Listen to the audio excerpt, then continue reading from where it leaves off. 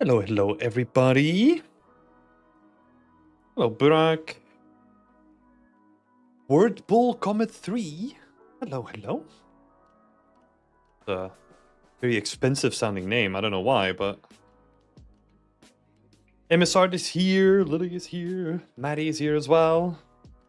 Hope you're all ready to take a trip down memory lane for me.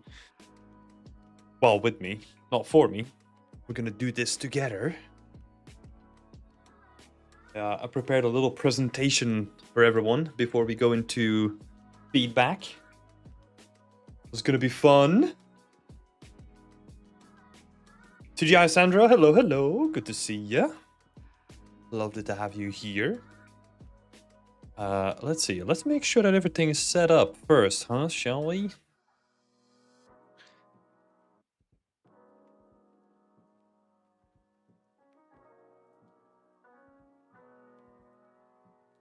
Threw some random words in for a nickname. Feels like my first email address. I mean, it wasn't random, to be honest.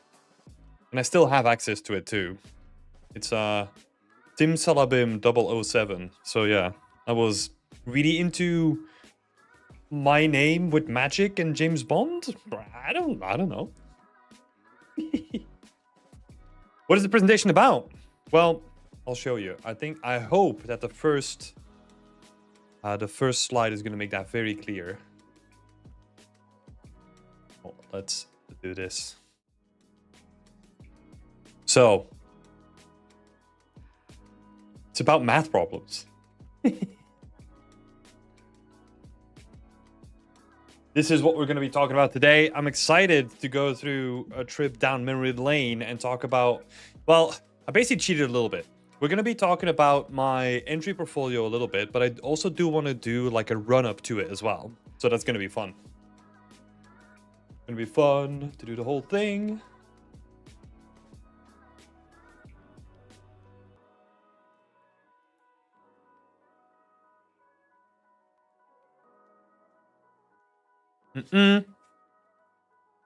Yeah, how is everyone doing?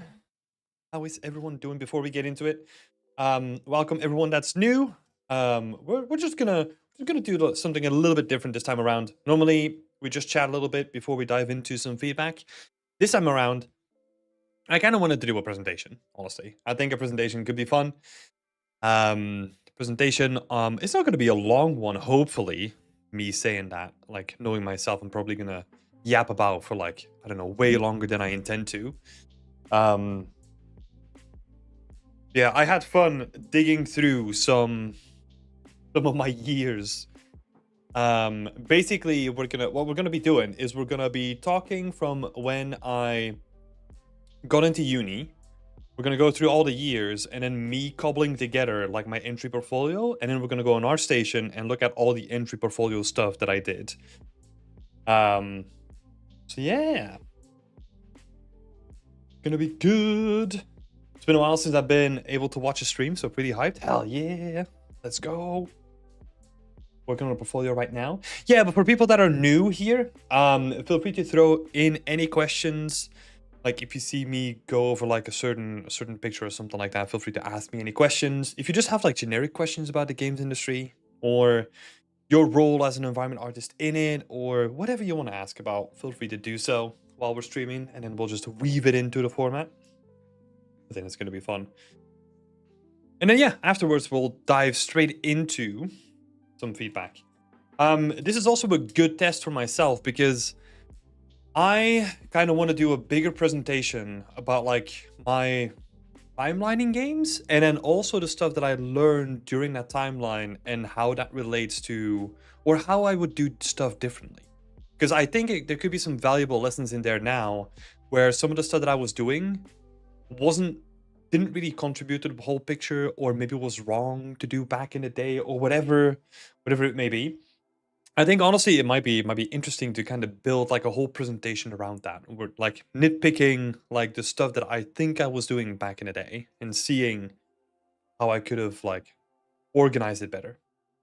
Because we're definitely going to be highlighting some issues as well here. It's going to be fun. Hello, Slate. Welcome, welcome. Sorry, if you see me looking onto the left, that's me like eyeing the chat because I don't have it on my main screen. But yeah.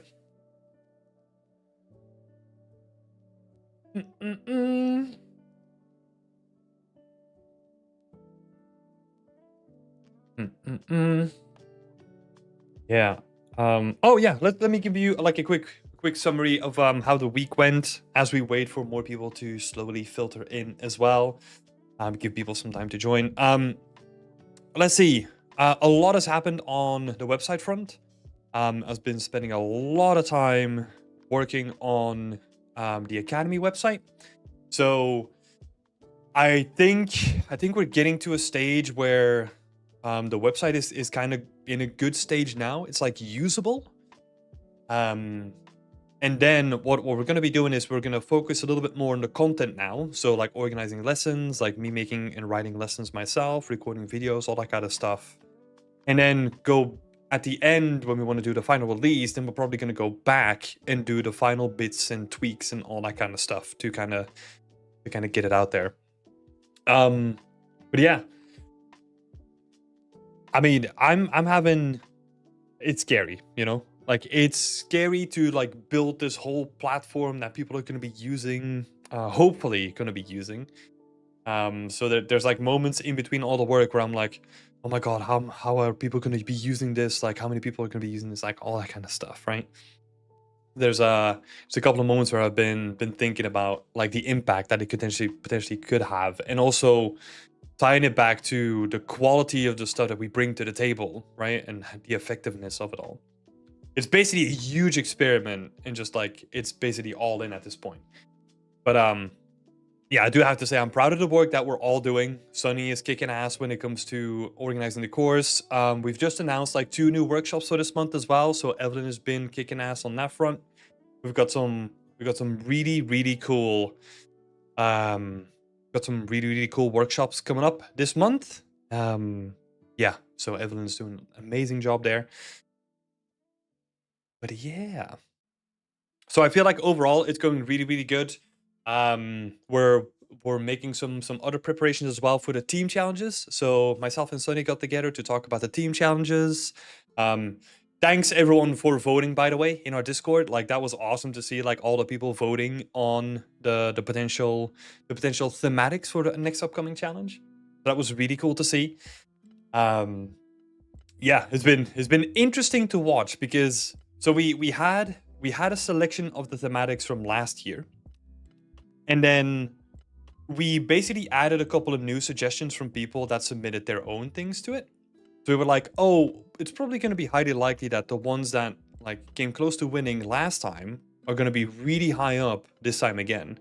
But no, it's actually very different than last time, which is good. That means that we're going to have like a very different team challenge thematic this time around. So yeah, that's going to be cool. That's a portfolio piece that got me into the industry. Oh yeah. Hell yeah.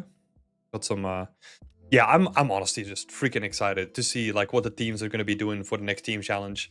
On our side, what we're doing is soon enough we're gonna start reaching out to people. We're gonna start forming the mentorship and also the judges team as well. So those 2 teams are gonna come together. And then hopefully we can kick it off and have a more streamlined experience than it was last time, because last time it was we were trying to do something new with the mentorship team.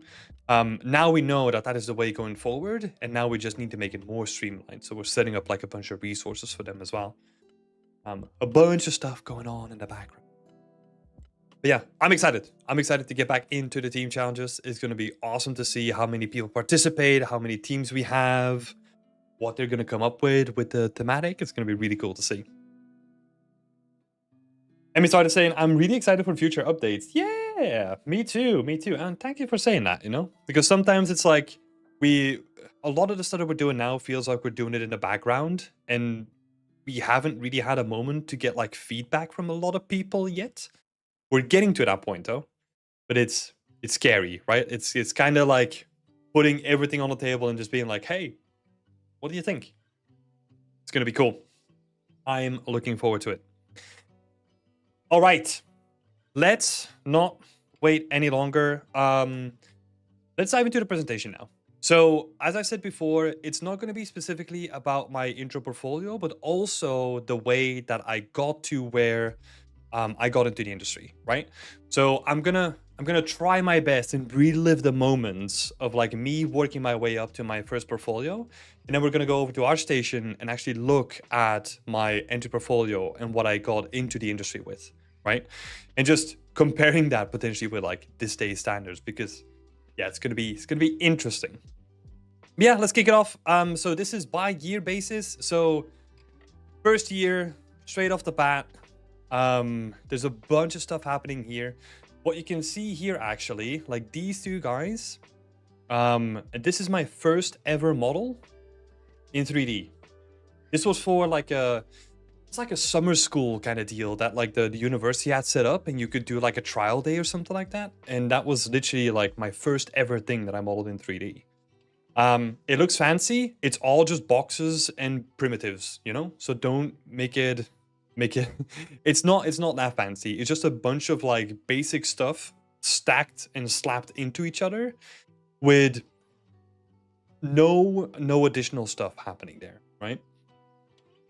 But you can definitely see that I was focusing a lot still on like just drawing, like, because yeah, just to give a bit of background.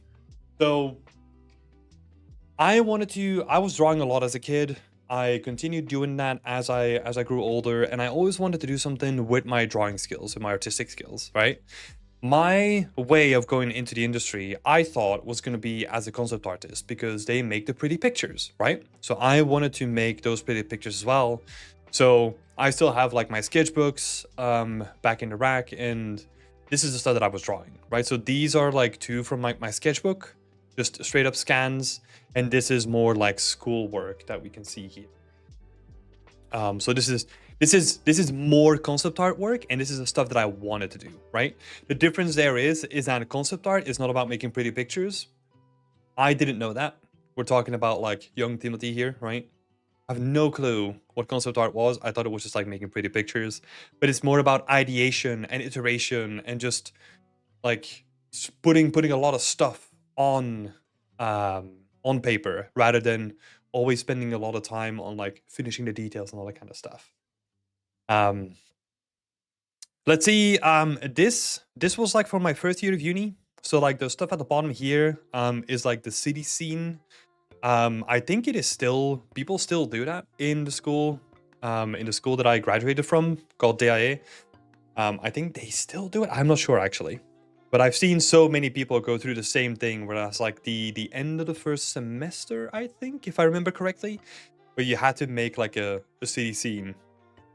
Like it was like a small square space where you just carved out like a single road and then you made it into like a scene, right?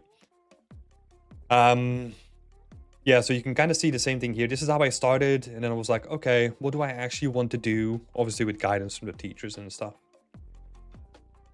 And then I think, let me see, I think this is more just like exploring subdivision modeling. I wanted to show the wireframe here for one specific reason. At this point, even though like I was already, I mean, we're talking about like a year in or something like that, right? So there's a bunch of stuff that happened in between, like a bunch of trial and error, a bunch of like things like trying in the background. I'm not showing everything, right? Because it would just be like way too much. And maybe that's something that would be nice to do like a full breakdown of later. But the reason why I want to show this wireframe here is because I thought that if you wanted to make a high poly, that you needed to keep it a single group. So this entire thing is a single continuous asset with no separate pieces to it. So like all the little vents, all the little buttons, they're all just like sub D modeled in as a single group. No separation at all. Until the teacher told me at the end, they were like, wait, why is this one group? I was like, it doesn't need to be. I was like, oh, Okay, that would have been nice to know, you know? Oh my god. Yeah, that was so soul destroying when I figured it out. Because whenever I wanted to do an adjustment, I was like, oh no, because like this is gonna break like the loop here and this loop here and this loop here, and I was like, oh, I was going freaking mental with this. Let me see, like this is like at the end of the year, so this is purely high poly. Like this is no low poly, no baking, no whatever. It is just literally a high poly in 3ds Max, rendered in Mental Ray. This single image, please feast your eyes on this. This single render took me 25 hours to render a single image. So please take it all in, because it took a shit ton of time. Oh. 21 hours renders? Yeah, you're not too far off actually, Burak. Yeah. And then also, you want to know what's even more fun? So I was like, okay, I need to start thinking about my final renders. So I'm going to take like 5 days before I needed to hand in, and I'm going to do some like test renders, right? There were points where like, I think at the final day, I was like, I just need to do the render, because if I don't do it now, I'm going to be late, right? Because I have the exam hand in like a day and a half. So it's like, I need to do it now. And there was stuff that came up late with like a reflection not looking right or something like that, and I was just like, oh my god, so fucking panicked about like just pressing a button on like a machine. I think I was so, this is gonna be a blast from the past. So I was so panicked that I was thinking about paying for a render farm so that I could speed up my renders. I was actually looking at like different sites and comparing like how I would do it and like what would cost it. Oh, yeah. Stressful. Also with the city scene, I had something similar. I still have no idea what I did.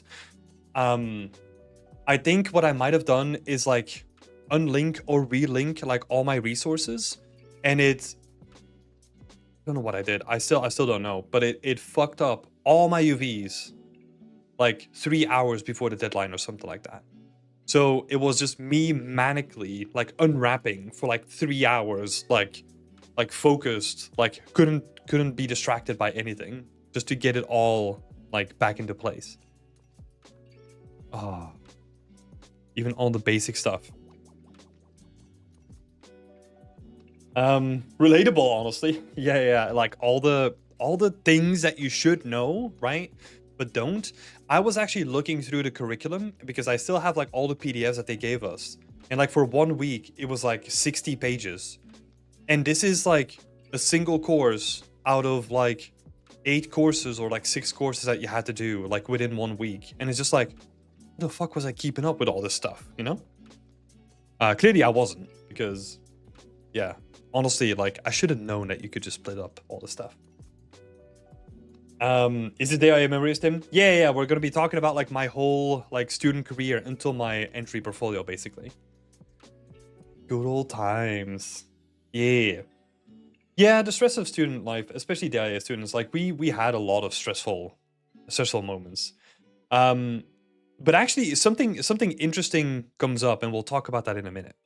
But yeah, this was like my first year of uni. It's still me hanging on to the idea of like, hey, I really like 3D, but I still want to do like concept art, right? I was drawing a lot. I had a shit ton of drawings. I was really enjoying that kind of thing.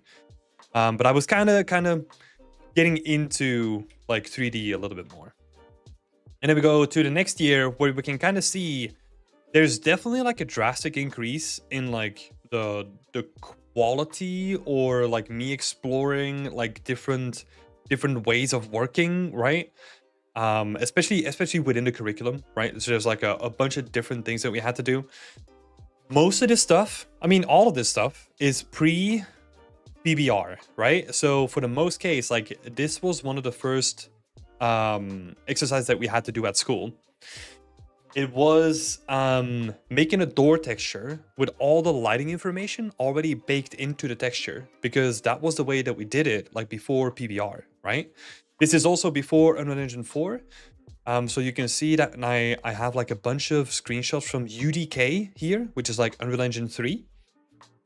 And this is all like hand painted stuff. This is like my exam for the second semester of the year, I think. And then this was my exam for the first semester of the year. Oh my god. Looking back at this, okay, what I don't know if you can see it on the stream, but let me zoom in. Does anyone notice anything? Feel free to shout at me through your PC screen, but like yeah, feel free to let me know if anything stands out in this image. Oh, fuck. Yeah, the shading. The shade. I didn't know what like smoothing groups or like hard versus soft edges were. And I kid you not, this is how I handed it in for my exam. Yeah. Don't know how I made it through that one. Weird. But hey, just another thing that I was like, I don't know how to do this. Like, I know that it looks shit, you know, because I knew that something was going wrong. But I had no idea what, right? And I was so busy with doing other stuff, and I also probably wasn't that social anyway to like go and ask a teacher, right? I was like, I'm just gonna look this up and like waste like a whole week like trying to look this up online and not even knowing the terminology that I had to look up, right? So just struggling by myself, really. Which was probably lesson number 1. If you have an issue, just ask someone, right? Even if it's your friends, and if they don't know, go talk to a teacher, right? Like, go and ask them. It's fine. But I was like, no, because then they think I suck. So, and I have proof that I kind of knew what I was doing, because this is what it would look like before. And then what I probably did is I probably selected the whole thing and just made it like soft shaded and like removed the smoothing groups because it was max. And then I was like, oh, I don't know what I did. Whoops. So funny. My first weapon as well.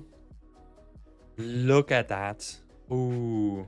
Well, technically it's not my first weapon, because a year before, I was trying to do something like that. Oh no, I guess this is where it's the same project. It looks like the same gun. Yeah. How did you make the titleables? I painted them. These are hand-painted titleables. So we had to do a lot of that stuff, right? Like this is basically from the same course, and it was all about like how to make hand-painted, low poly, like that kind of stuff, right? Like those kind of assets. So for the most of this stuff, like I think for this, and this project, I think all these projects, we got the base meshes, and then our focus was purely on making it in like hand painting it, right? Like we were only taking care of the textures. So yeah, I remember being super proud about this one though, because this light reflection that you see, that is not a light, like that is painted in. Like we had to paint all that stuff in. So yeah, I remember being like really proud how I got that to look really good. And honestly, what it is just a white stroke, like with a texture on top of it, you know? It's so funny. And then I think what we also had to do, these two guys, so the jerry can and the gas canister, they were a follow-up from these lessons, where it was more about like the high definition, like how to make normal maps and how to bake something and all that kind of stuff, right? So yeah, those were like the first forays where I think we got the assets and then we needed to bake it and do like a texture pass on them and get used to, God, what were we using back then? Because Substance Painter wasn't around. I think it was us going back and forward between Photoshop and just doing all that kind of stuff. I remember this was Photoshop. I'm not sure what this was. I don't think we were using Dedu at that point because Dedu also wasn't a thing yet, I think. So I think it was all just like, look at the warping on this. Oh my god. Yeah, I think this was all Photoshop.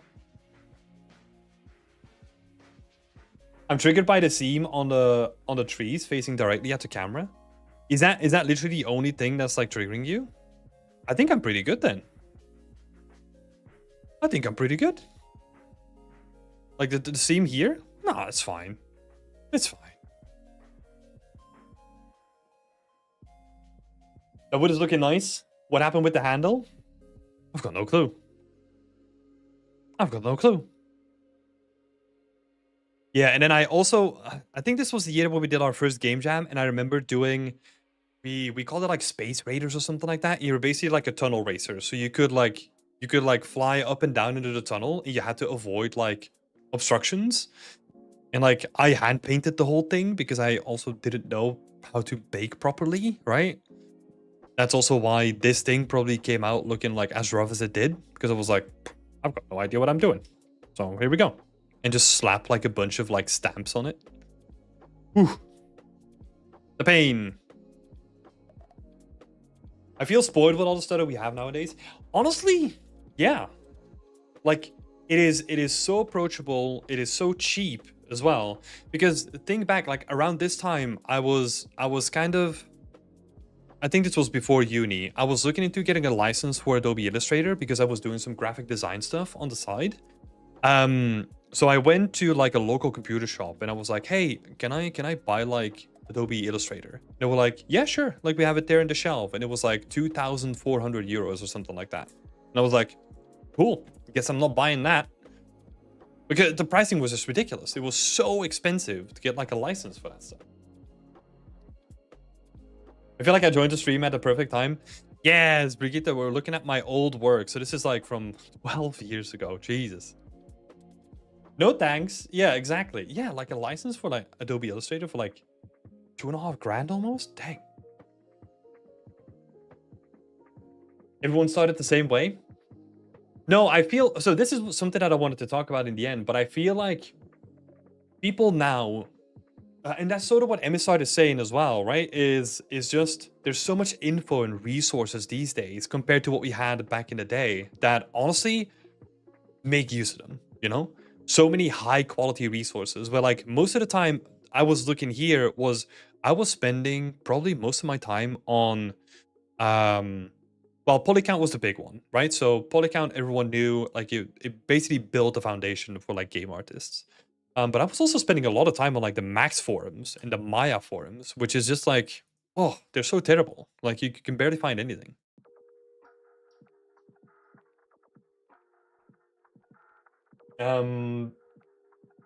Let's see, there's so much information these days, but it can also feel like it can be a blessing and a curse because sometimes it's just overwhelming with the millions of ways to do it.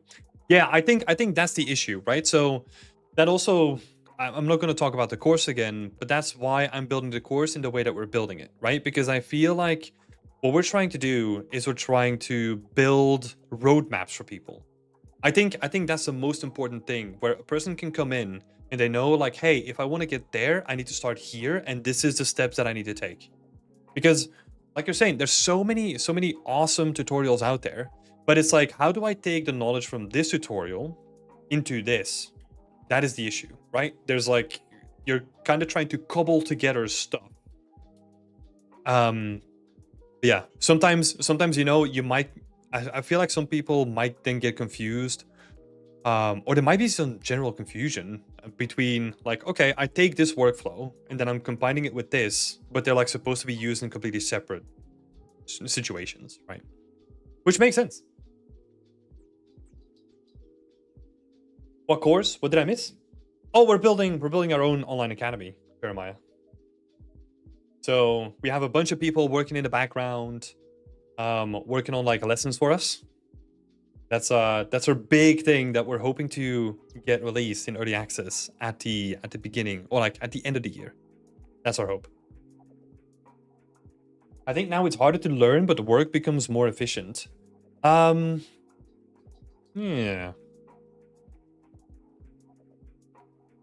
I don't think it's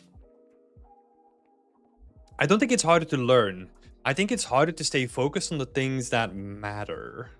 I mean, we might be talking about two separate things there, but yeah. But definitely become way more efficient. Okay, 2013.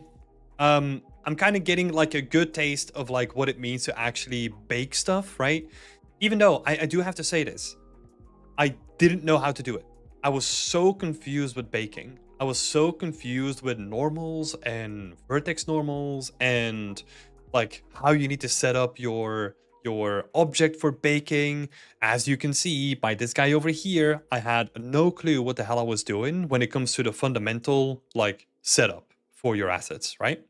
So keep that in mind because that is going to be a topic that's going to come back. Barak, to become an environment artist, should we start modeling props before making scenes? Yeah. Yeah, because there's no way to make a scene without knowing how to make props.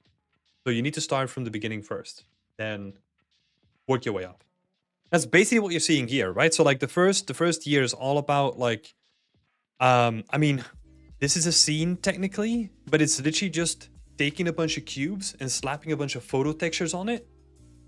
I think there's more efficient ways to learn, right? Where you go through the whole thing on a single prop and then work your way up.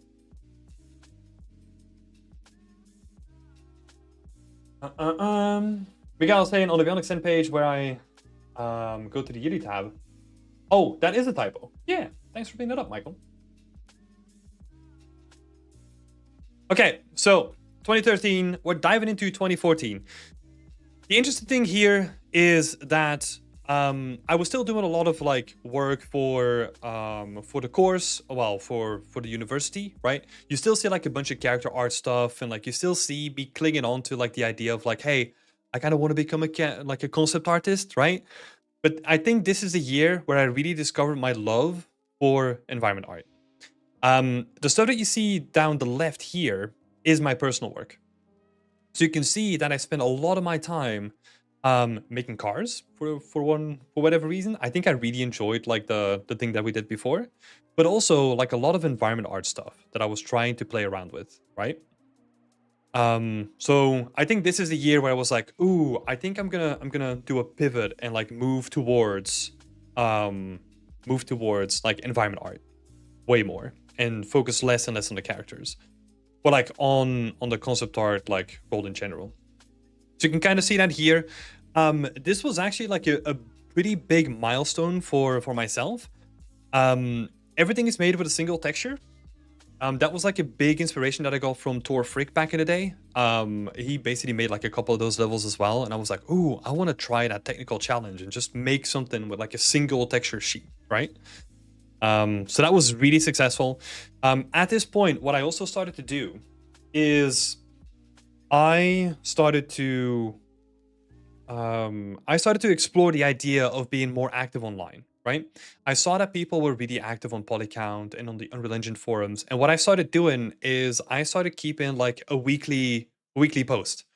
So every week I would do an update with like, hey, this is what I did this week. This is what I've been working on. This is what I struggled with. Have fun, you know? So I was kind of doing like, I was doing that on like a weekly basis, both on, I think it was on Facebook.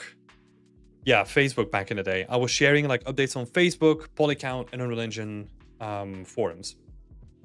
The reason why that is important is because at the end, when I finished this project, which took me like 6 months or something like that, right? Because it was built in Unreal Tournament and it had to be fully functional. So it had like elevators, it had like all the systems and all that kind of stuff built in. But the reason why I say that is because this project got picked up by Unreal Engine themselves, and they showcased it in their community highlights that they did like on a weekly basis.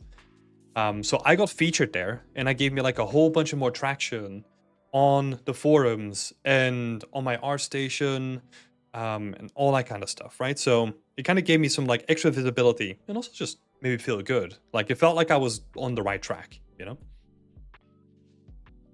So that was really cool to see. And then we have some like additional stuff here. This is like a game prototype that I made by myself for the uni. and then some like game jam stuff that we were doing too. But I think this was the year where I kind of realized that like, okay, I'm gonna focus more on environment art. I feel like I really enjoy that. And that's where I realized that I was doing so much character stuff that I started doing personal work. So that's the stuff that you see down here. I started spending a bunch more time on personal work. And also, I started kind of failing like the character art classes. I'm gonna let you in on a secret. Yeah, we're gonna zoom in on this guy. I think he's what is it, Don Draper from Mad Men? Because I was watching that show like all the time. I'm gonna tell you a secret. So we had to do a presentation, right? So this is the end of the year exam where we had to showcase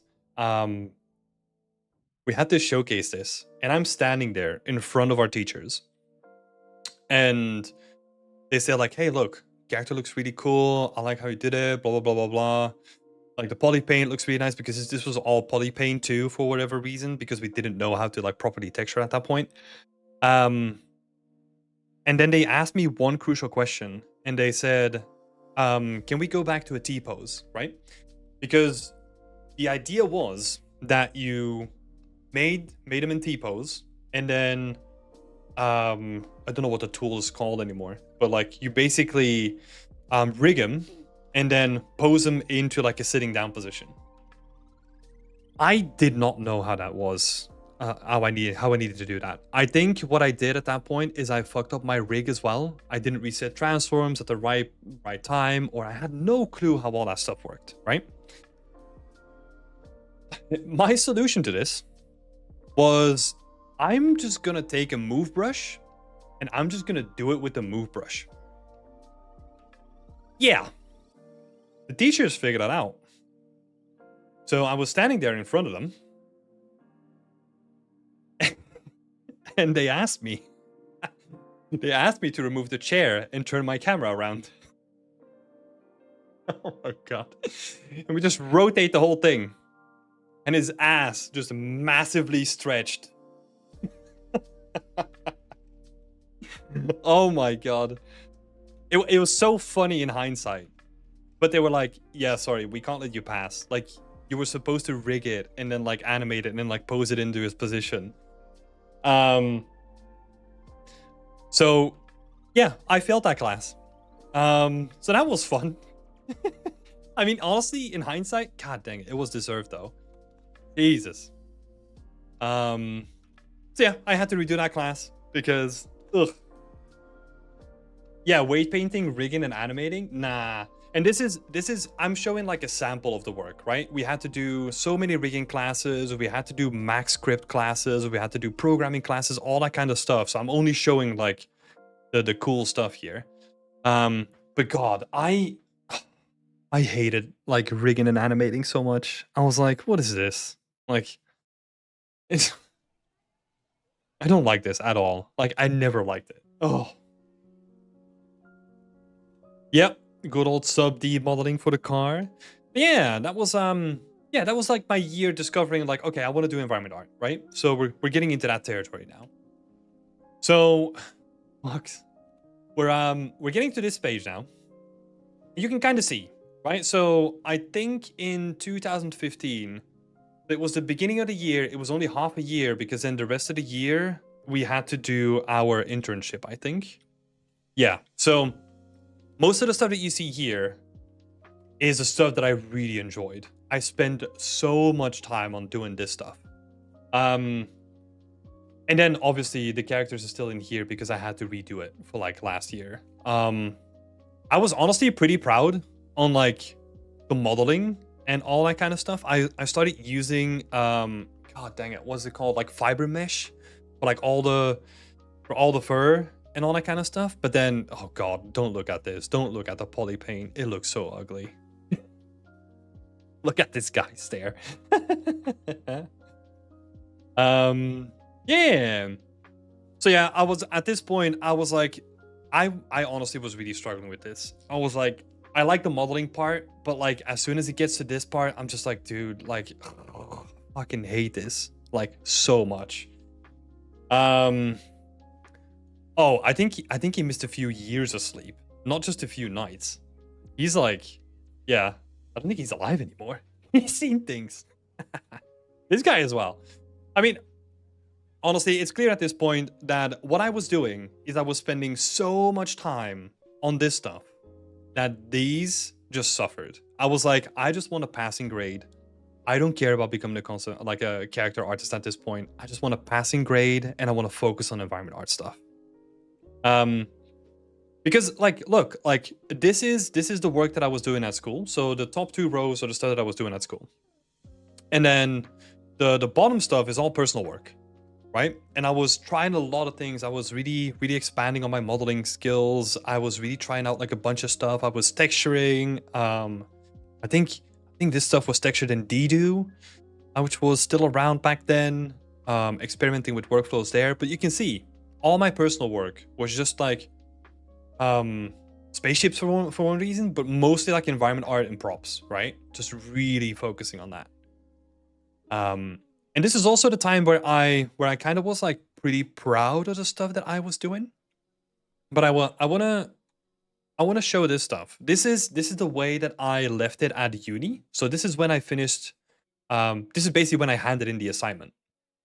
And then I was like, hey, look, we're building a portfolio, so I need to take things to the next level.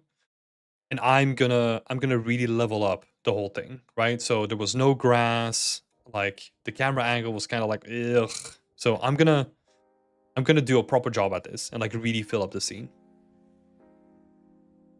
I recognize the ice cave. Yeah, I think that's still, I don't know if that's still on there, but still on my portfolio. But yeah, this is basically the year that I really started expanding. I was doing a lot of these challenges on Polycount as well. So this was a challenge that I didn't finish, but I participated in it. There were like a bunch of other modeling challenges. They had like the monthly noob challenge, which I participated in quite a lot, which was basically they give you like a really complex shape and you have to model it in sub D to get better at your modeling. So I modeled like a bunch of like random weapon attachments just to kind of improve my modeling. But yeah, it was really cool. And then over here, because I was also doing so much blueprint stuff and I was playing around with blueprints. I made like a procedural building generator and all that kind of stuff. My actual graduation project was around like growing trees in real time using splines. So that was like my graduation thing that I did for whatever reason. That was the only thing that I was allowed to, I think. So this is all spline based. They would conform to surfaces, all that kind of stuff, and then it would grow and all that kind of stuff. I mean, you say tech art in disguise. I mean, we had to do C++. I know a bunch of MaxScript. I know a bunch of Python. We're basically, this course teaches you all the stuff to become a tech artist. But I was like, dude, I love environment so much. And I was kind of ignoring all the rest of it. I was just having so much fun with the environment art stuff. Especially this, where it's like, oh my god, I want to set up like all these cool shaders and I want to have like water running through it and all that kind of stuff. Yeah, that's like the stuff that I really liked. C++ is scary. Yeah. Yeah.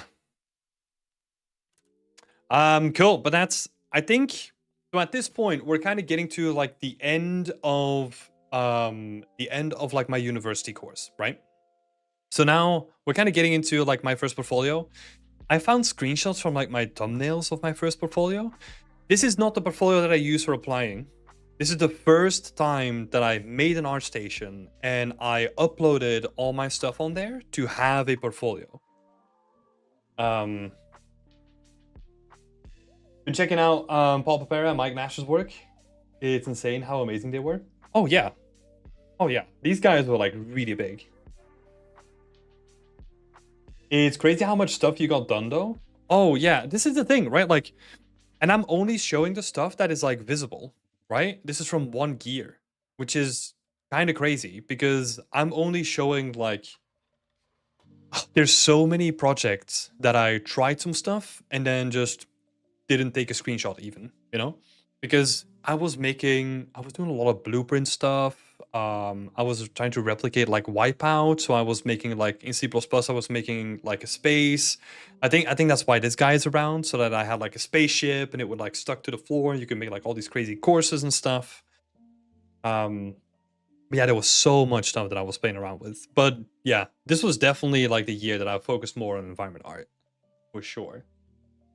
But yeah, there's some people that have gone through the IA and they just say, I think in the beginning, in the first year, they said, hey, look, we know that this course is going to be 35 to 40 hours a week, but our expectation for all of you is that you do another 40 hours outside of school.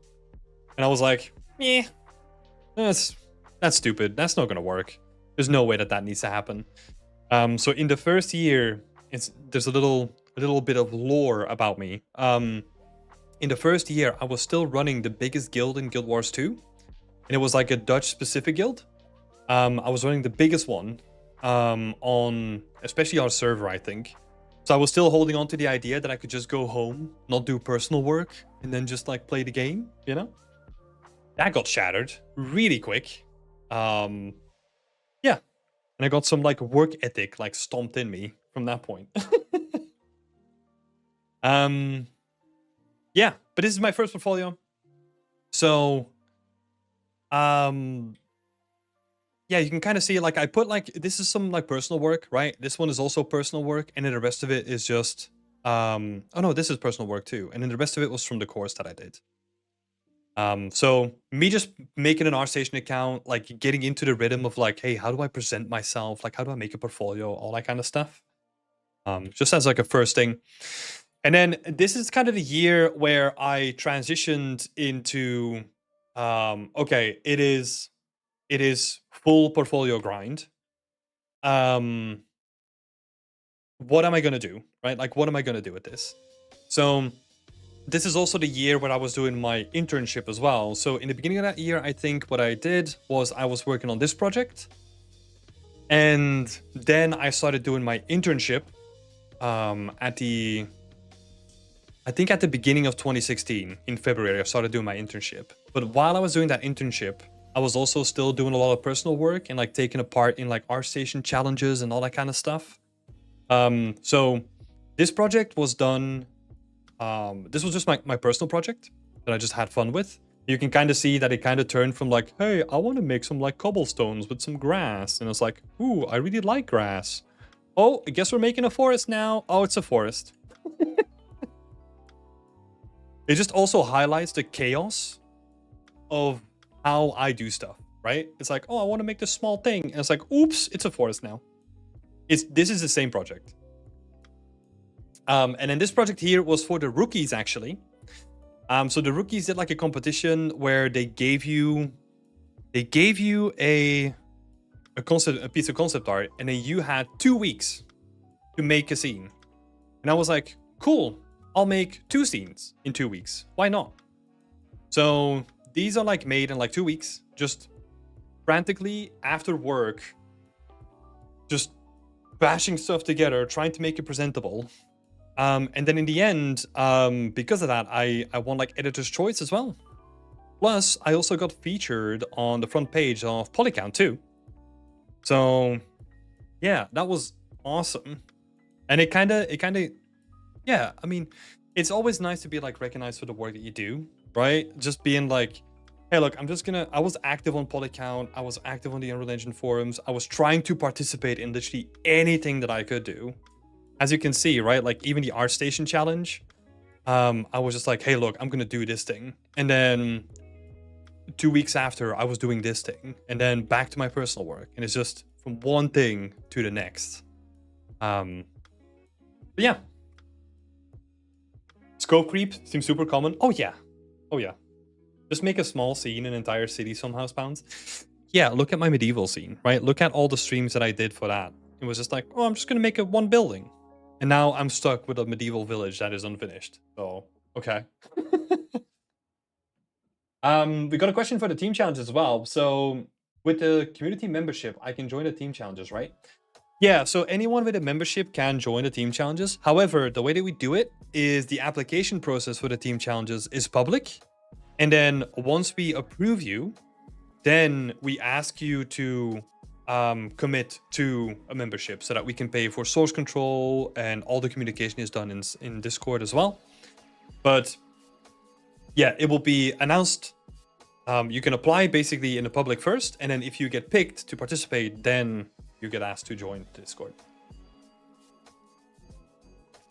But yeah, so I feel like this was the year where I was like, you know, feeling pretty happy with the stuff that I was doing. And just having a lot of fun with like trying to figure out like new workflows, and like especially foliage was like a big thing then, and I tried like different workflows. Was really interesting.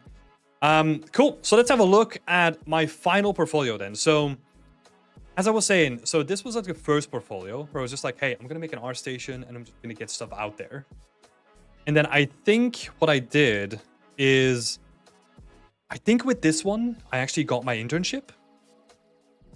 And then after that, like this is basically what it looked like well, basically right after my internship, I think. So let's actually have a quick look. You can kind of see some of the projects here. Can I actually have a look? Oh, let's do it this way. And then preview on the community. Let me just open them all up.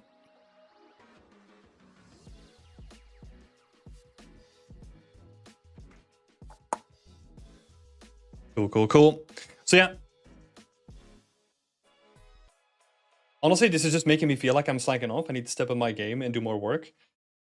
I mean, that was not the intent. Like I think what I learned through uni is the exact same thing. I think what I learned through uni was like, hey, I'm surrounded by like all these crazy people that are doing like really cool stuff, right? And I'm not at that level, so I need to catch up. And that was like the whole thing, because I'm showing you all this work, right? And I'm pretty proud of what I produced, but this was nowhere near close to some of the level that other people were producing in my class. So I also had the same feeling, and I was like, hey, look, I need to step it up. Like I need to catch up somehow, right? So there was a moment where I started to realize like, hey, I'm just gonna start talking to them. I'm just gonna put in more time, put in more work. I also handed over leadership from my guild that I was still running, right? I was like, hey, look, I can't do this. I need to focus on school, so handed it off. The guild basically disbanded and like burst into flames, and like that was like a whole shit show. But yeah, like I had to like reprioritize, right? If I wanted to make this work, like it was just about like, okay, I need to put in more time. But yeah, this is what the portfolio looked like. You can kind of see that, you know, no props, only environments. And it was honestly, that was a thing that like I think helped me, because even in interviews I was like, yeah, I can do props, but I want to focus on the bigger picture 100%. Like that's what I want to do, that's all I'm interested in, right? So I really focused on that. And that's probably also the recommendation that I got from like teachers and all that kind of like all those people at work at school too, where they were just like trying to guide us into, hey, if you want to get a job in this industry, then that is the thing that you need to do. Yeah, cool. Just a quick little overview of all the stuff that I've done.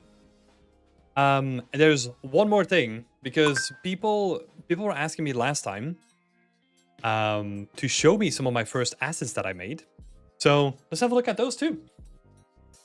So a little bit of a bonus. These are all of the first assets that I made. So this is all internship stuff, right? And you can kind of see that like it ranges from like super simple stuff where it's literally just like I made these things, right? Like these things only. I didn't do the shop. I didn't do the characters. I only made like the shop fronts, like the fascias. And then I think, let me see. I think this was my first ever asset. Like this bell. It's like the first ever thing.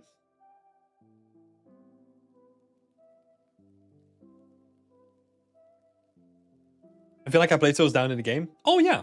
Yeah. I think they were like often used. Love the tiny bell. Yeah.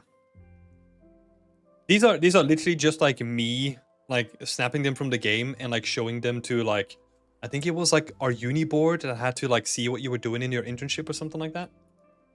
But yeah. And then I made like some of these guys. Made like some of this stuff too. And I was like, how do I do vents? And it's literally just a texture. Like no depth to it, just a texture. Stressed out about like all of this stuff, you know, because I was like, how do I do this? And then this was like my biggest stress point. Like these guys, like I made like the crash test dummies, but they caused me so much stress. It was horrible. Like I was sweating the entire time, and I was still in that mindset of like, hey, look, I know that I'm struggling, but I'm not gonna ask anyone, you know?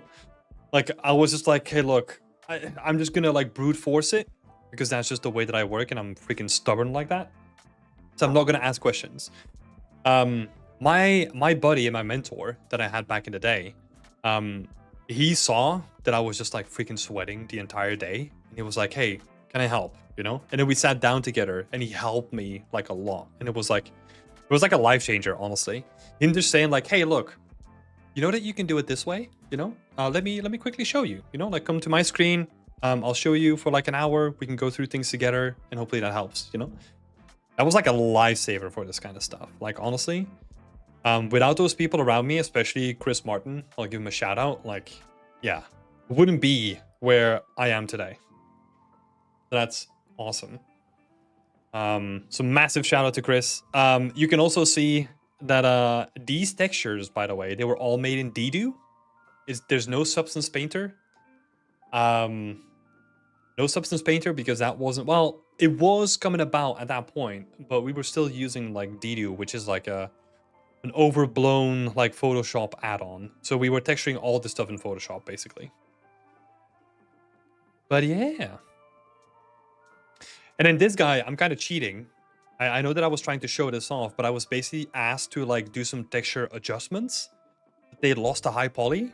So I had to like go in and try to finesse a couple of things, which was also like, how do I do this? I have no idea. Yeah, these are the first assets that I made for Planet Coaster, which was awesome. But yeah, a little bit of an overview of where I've been, where I come from, all the struggles. Oh yeah, one thing that I want to highlight. At this point, I got my first job in the industry. I did not know how to bake properly. I just did not know. Like, I was like, well, I can use the program, but I still at this point didn't know how to like set up an asset and get like really clean bakes. So you know what I was doing? I was painting the normals by hand. Whenever I struggled with something, I would paint it all out. That was so horrible. Well, no one figured it out, so I guess I got away with it. Creative? My God. I'll give you an example. So one of my favorite examples is when baking a cylinder, right? Like because all of our stuff was like so low poly, like you can see the edges, right? Because we had to account for like people making crazy parks that were full of stuff. So when you had a cylinder and you wanted to do a cylinder bake, I didn't set up like any support loops because I didn't know how that worked. So I had what happens then is that the side of your cylinder kind of has like these like crown patterns on them. You know what my creative solution to that was? Because I knew that didn't look good. So what I did is I went into Photoshop. I took one strip, like one long side of the cylinder, and just stretched the whole pixel to be like the entire bake. And I fixed it.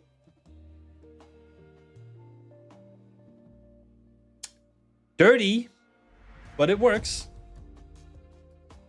Some freaking old school stuff happening there. Back in the day, I sound like an old man. We also, I don't know if we had to do it. I guess we had to. We had to do 2 bakes and then also merge them. we had to do an average bake and a non-average bake, and then like try to combine them somehow, because with some more complex objects, like some of the edges would look really good, but then some of the flat surfaces would have like they would like distort all the information that was on them. So we did 2 bakes and then just painted them out in like Photoshop. Ugh. To be fair, I've painted over a map before to fix it. Oh yeah, I think everyone does. I think as a student, at a certain point, you get so desperate that you're like, well, I guess I'm going into Photoshop for this one. You know? Like, I've been looking around on the forums, can't find it. Okay, I'm just going into Photoshop.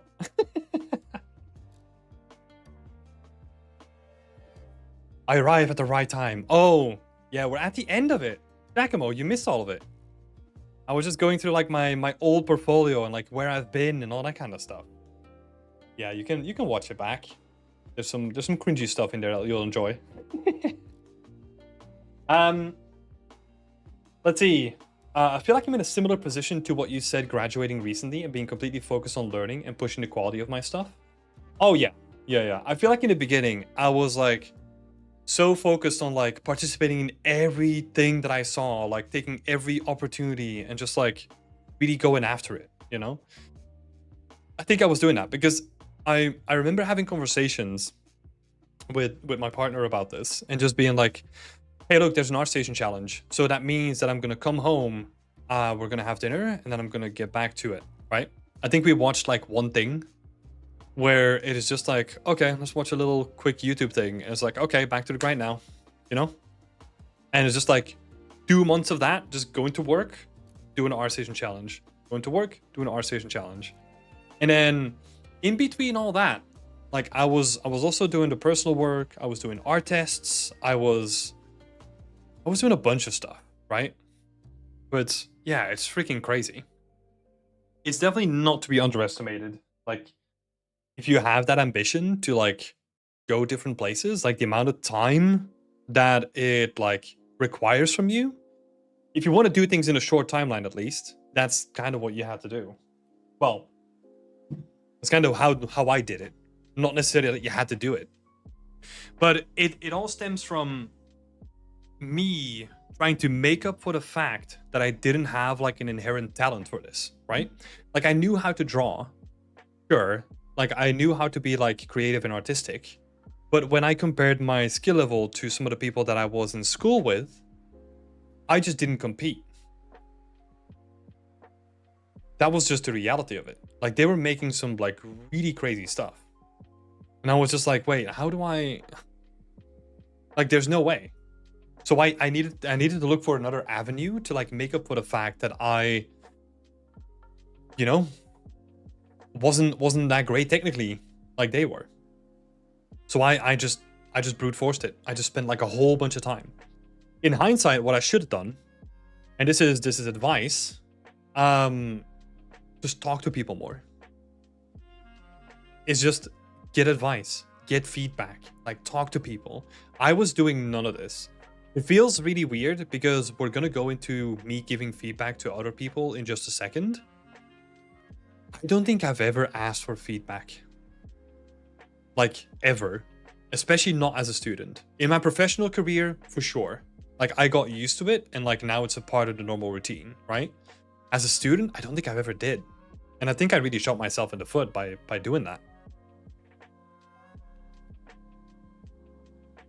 Isn't it always going to be like this? Yeah, I mean, I hope that like that there's a couple of lessons in here where it's like, hey, look, like talk to people, get advice, all that kind of stuff. Where it's just like the amount of times, I kid you not, the amount of times where I would spend like hours and hours trying to find something. And then someone comes over and they're like, oh yeah, just press this button. And it's fixed. And I'm just like, what the hell? Like, I think in my second or third year, I think, like I remember switching it at Frontier, just really just being like, okay, I'm gonna be uncomfortable, but I'm gonna be uncomfortable for the less amount of time than like me sweating, thinking about the deadline that's coming up and being like, oh my god, I need to get this done. But I got really comfortable with just being like, hey, look, I'm stuck. Can you help me? And then someone comes in and they fix it in like a minute. And I'm like, god, that's great. You know, in the beginning, it's gonna suck, but the amount of time that you save by doing that repeatedly, like, it's hard to understate, like, how big of an impact that is going to have over your career. It's crazy. Andrea's asking, hey Tim, can Affinity do the same as Photoshop? Not all of it, but for our basic needs, yeah. Or like for my basic needs, I'll say. Busy AF by the sounds of it. Yeah, I feel like that's the thing that I took away from uni. It was like, hey, look, this whole industry, it's kind of like, it's a large part of it depends on what you put into it, right? Like the amount of time that you put into it, the amount of work, like how focused you are, like all that kind of stuff, like determines your future. And you know, the bar keeps going up, like always. So especially in the beginning, like once you get in, like you then also need to kind of keep up still, right? So the way that I look at it is you're basically running a marathon, right? You're not going to be able to run a marathon at like a sprint space. So I was putting in a lot of work, but if I'm really honest, I think a lot of that work was also just me like fucking around, you know? Just being like, hey, I want to make like a Wipeout clone. Let me just do a bunch of C++ and then just try to build something. The interesting thing about that though is that I think there's a lot of value in doing that. But it also means that you're going to take longer to reach the goal that you have. Right? And it's like, where's the balance? Because I feel like sometimes I went too crazy into like, oh, I'm doing too much random stuff. What the hell? I don't know what I'm doing. Right? I lost my focus point. And then sometimes you have the opposite way where it's like, hey, look, I'm kind of like losing track of like why I did this in the first place because I'm losing the fun of it. Right? Because I don't get to do like all the fun stuff that I want to do on the side. So it's like that's a constant balance that you have to strive for. I wanted to ask for feedback. Most of the students were just coming to faculty just to get there. So I was acting through Discord channels. Yeah, exactly. But it doesn't matter like where you ask really. I think there is a benefit to doing it in person because then they can literally come to your PC and like show you stuff, right? And it's a more direct communication. But if you're more comfortable with doing it online, like that's fine. But I never did that. As like, even though they said like, hey, look, come and ask me questions. You know, if you're stuck, come and ask me questions, blah, blah, blah, blah. I never made use of it. That's probably the thing that I could have done way better. Yeah, just wanted to show that. I think that was cool. I'm probably going to turn this into like a shortened down like timeline kind of format or something like that. I think that could be fun to play around with. Yeah, I hope you all enjoyed that. Hopefully, like the goal for this was to give you some clarity, right? I think what I really wanted to get out, well, what I really wanted you to get out of this is that, yeah, well, first of all, I'm not the best artist. I'm not now, nor will I ever be. That's also not the point, right? It is more about like the decisions that you make along the way to focus on the things that you want to do and be consistent around them. For me, the biggest thing was always the consistency. It is more about just like, hey, look, if I just keep putting in like what time I have, it doesn't have to be all your time, but if you keep putting in time regularly, you're going to get like pretty good at something over time, right? Just by the continuation of you just like putting in a little bit more into it, right? Because yeah, like as you saw, like in the demonstration, like there's a bunch of shit work in there, you know? Like honestly, like just not good. I mean, I talked as much as I could about like the failures. There's much more where that came from, but like some of the highlights when it comes to art are definitely like the character, me just like make the move brush, you know, like instead of rigging it. There's a bunch of disgusting stuff like that happening. But yeah, still here. Still here. We made it through, and I think the persistence and the consistency was like a big factor in it. Fear is saying, reminds me of Andrew Hodgins' story. Got into the industry and worked like crazy, 100-hour weeks until he got a job as a modeler. Yeah. I think there is definitely that element. And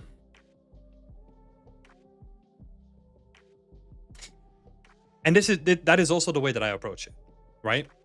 But I also think that, and Andrew might agree with this, I don't know what his stance on it is that was probably not like the most productive way of going about it. Even though it was like successful for like both him and myself, I feel like there might have been like a better way of doing that stuff, right? Plus, I also know a bunch of people that have other commitments where they don't have like where they can literally not do 100-hour weeks, where they're just working their normal jobs, coming home, taking care of their kids, sitting down to like at least talk to their wife, and then do like maybe an hour of work a day, maybe. But some of those people, again, consistency, they got into it as well, right? So yeah, it is like, if you basically, it comes down to the timeline, right? If you want to have a short timeline and you want to get stuff done quick, you compensate by just putting in more time. When you were first learning to model and texture, did you overthink a lot and have a lot of self-doubt? That's something I got right now, learning sub D, and it's pretty tough to break through it. So I think, and this is what I always say, like, I think I'm pretty it's gonna sound so demeaning to myself, but I think I'm kind of dumb.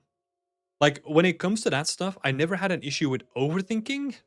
I think I had an issue with underthinking. What I mean by that is, like, I would just go into stuff and my excitement would just like stop me from like thinking clearly, right? And I would just like throw stuff at the wall and then, oh, that stuff doesn't work. Okay, I'm gonna try a different way. And I would always just be trying stuff and different things. And I was too busy. I was too busy doing the work. And my brain honestly had issues like catching up to sometimes to the work that I was doing. That's how I feel, at least, right? There's obviously gonna be moments where I had like doubt, or especially in the moments where I wanted to switch, right? Where I discovered environment art, but that also meant that I was gonna do less time in terms of concept art, right? Or drawing. And I'm like, oh god, that means that like the thing that I was thinking about doing for so long is now not going to be a part of my life, or less of a part of my life. And then it's like, oh shit, is that the right thing to do? But at a certain point, it's just like, I really got fueled, and I think a lot of my journey is just fueled by, oh my god, this is awesome. I want to follow that now, And then if I followed it for a bit, and it didn't pan out, then I would just drop it and like go back to the thing that I liked the last time, right? Again, it's not ideal.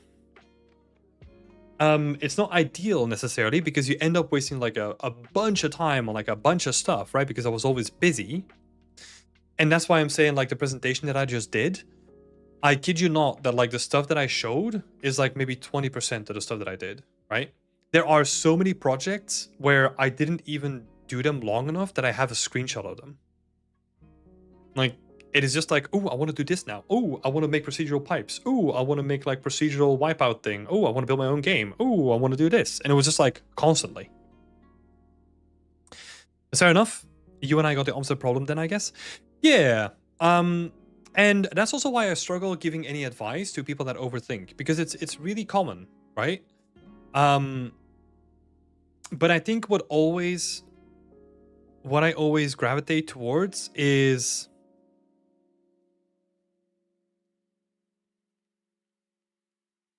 it's weird, right? Like, sometimes a good deadline can help. That's where, if you don't give yourself the opportunity to overthink, and you just set a deadline and be like, hey, look, next week I need to have the blockout done. And it's like, well, now I need to start doing stuff, right? Because I have a deadline in a week. And then what I oftentimes recommend for is that people get like an accountability partner, and just pick someone in a community that is in like the same position, and then and then just be like, hey, look, I'm struggling with this. I know that you're struggling with this too. Can we set up like a weekly meeting where we talk about the stuff that we did and keep each other accountable for like next week? So basically that meeting is like, you go into it, you say like, hey, I did this week. My plan for next week is this. And if you don't hit that target, you tell the other person like, hey, why didn't you hit that target? And oftentimes that's more than enough to be like, ooh, this guy is going to give me like some shit when I don't hit my target, you know? Andrea saying, someone on LinkedIn said that, said something that helped me remind me that showing up is more important than being perfect. Showing up has a greater impact. I'm paraphrasing a little bit. Yeah, so this also links back to what Burak is saying, where it's like, it's all about motivation. I feel like there's a link between those two. For me is like, it was never really about motivation. I think motivation can be like a great Kickstarter, right? But just doing the daily thing and building a habit around it like has a way stronger impact. Because right now I'm still functioning relatively similarly as I was doing during uni. Because uni was like, hey, we're gonna build up a routine where you're gonna have to work every day to make something, right? The same is happening here. The reason, like the way that I'm building Beyond Extend is also just like every day, put in a bit of work and keep the barrier of entry really low so that you can almost stumble over it, right? Like in the beginning, if you don't have that motivation or like that discipline just yet, just doing half an hour a day, and just being like, hey, I just need to do my half an hour. Because what happens is that beginning something is honestly the most difficult part. But once you start doing it, you get over that hurdle really quickly. Because I can tell you, there's a lot of days even, where I come home, worked 8 hours, got dinner, and I don't want to do work. And then it's a mental game, right? The reason why you said that like half an hour a day then is, and I'm not trying to be like some of those like, oh my god, like those bros where it's like, oh my god, it's all about the fucking time that you put in, like work more. It's not, it doesn't have to be like that, right? The reason why I say a half an hour is because you build that habit of half an hour, and if you enjoy what you're doing in that moment, you can do more than half an hour. But also, if you don't like it, you did your half an hour, you can still be like, fuck it, I'm gonna play a game today. Like, I don't care. See you tomorrow, you know? But you still do that half an hour so that you can maintain the consistency of that habit. And there's a lot of times where I'm like, oh god, I can't be bothered today. Okay, I'm just gonna do like a quick bit of work, and then I'm just gonna play a game. What helped me in that regard as well is don't play the game first, do the work first, and then play the game. Because if you swap them around, it's highly unlikely that you won't even be doing work.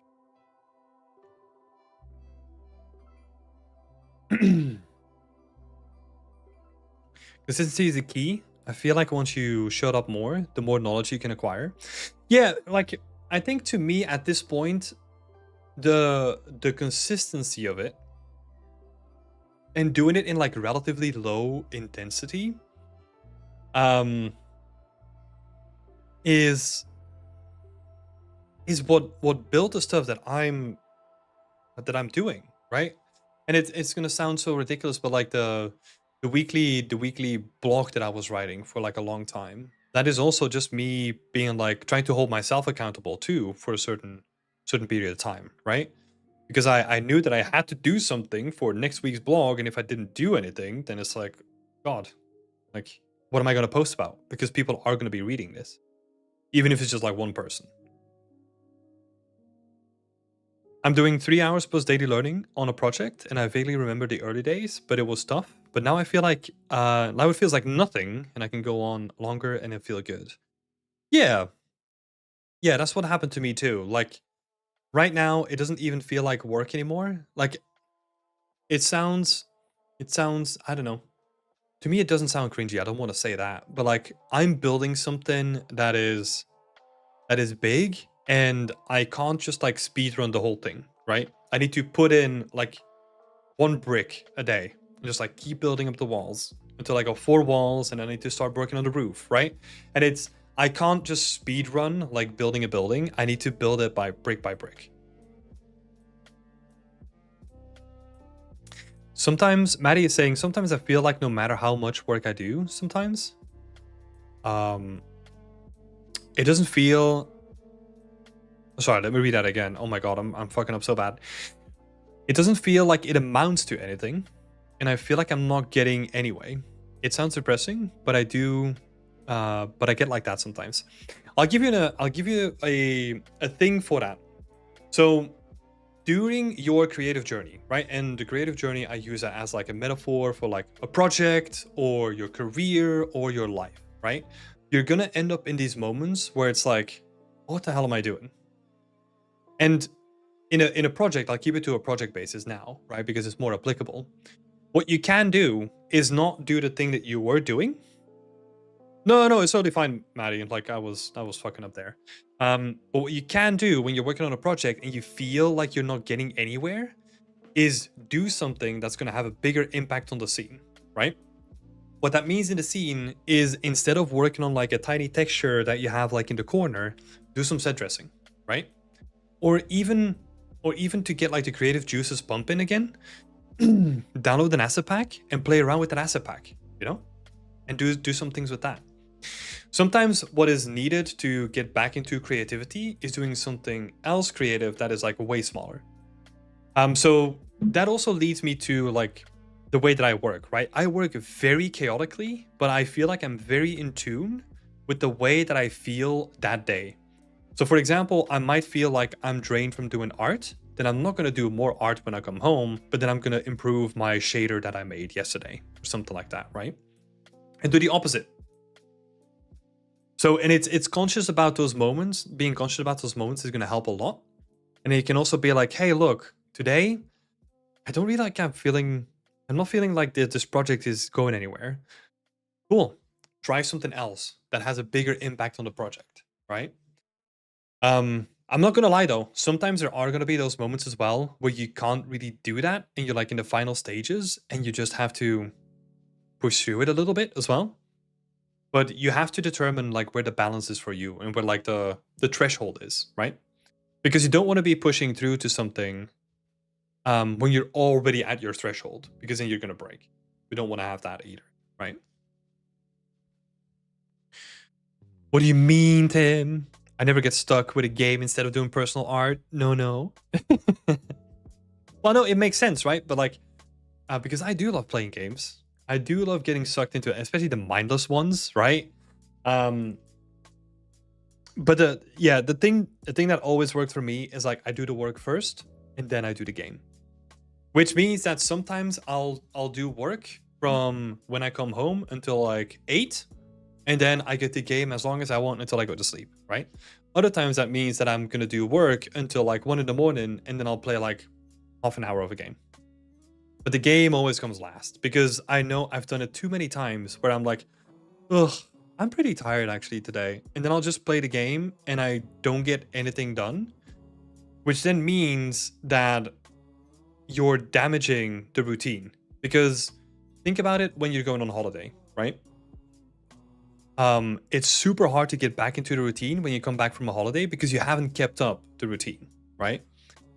So what to me that means is that if you say no once and you start playing a game one day, it is so much easier the next day to be like, well, but you know, like I was playing a game yesterday and like nothing happened, you know?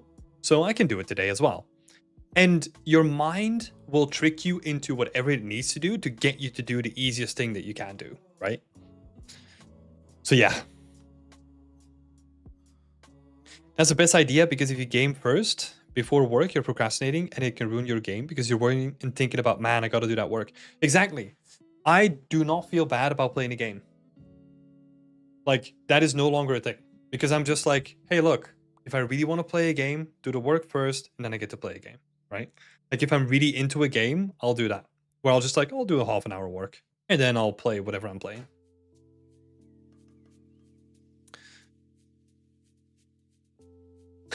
Slate is saying, sorry, this is going back to like the overthinking.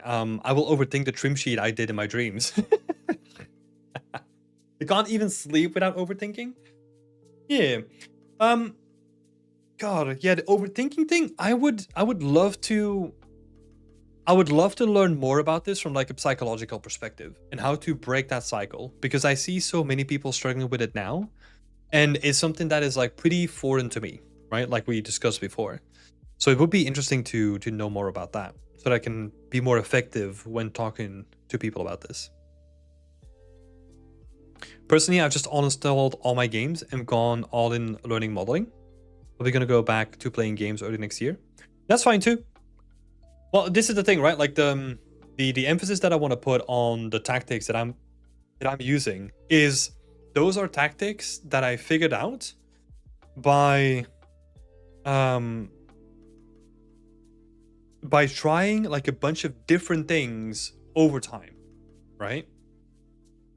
So it's not that I just figured out like, hey, I need to use post-it notes, do half an hour a day, and then that's my life now, you know? Like I tried a bunch of different things and a bunch of them failed. The stuff that worked for me was, well, especially post-its. I have like on the underside of my monitors, I have post-its. They're color-coded by the category. So I have one for my stream, one for the book, one for the team challenges, a general to-do one, and they're all different colors, color-coded, that I know what to do and I don't have to think about it, right? I just need to execute. That helps a lot as well. Also, one thing that I sometimes do if I feel super overwhelmed, or if I have a lot of stuff to do, before I go to sleep, I'll make a to-do list for the next day. So that the next day I can be like, okay, to-do list is here, let's go. And that helps a lot as well, because I will think about it like during, like when you go to sleep, right? Like when you go to sleep, you start thinking about it, but the next day is already figured out. Side is asking, can you please give advice for an architecture student who fell in love with environment art and has an issue with the time? What do you mean by that? Just the time that it takes to do the transition, or bad time management? Proper planning helps overthinking, but it can take a while to do the planning, which is the hard part. Yeah, here's the weird thing, right?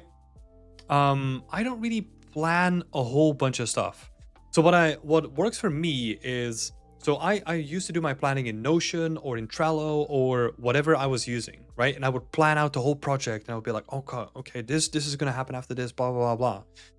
What I do now is I'm more, this is gonna sound so silly, but like I'm more vibes based. So like I said before, like one day I'll be like, hey, I'm working on a project, right? Or I'm working on something.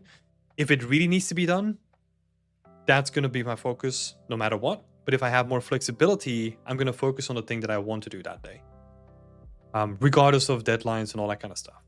Keep in mind that I'm mostly talking about personal work that has no deadline, right? So keep that in mind too.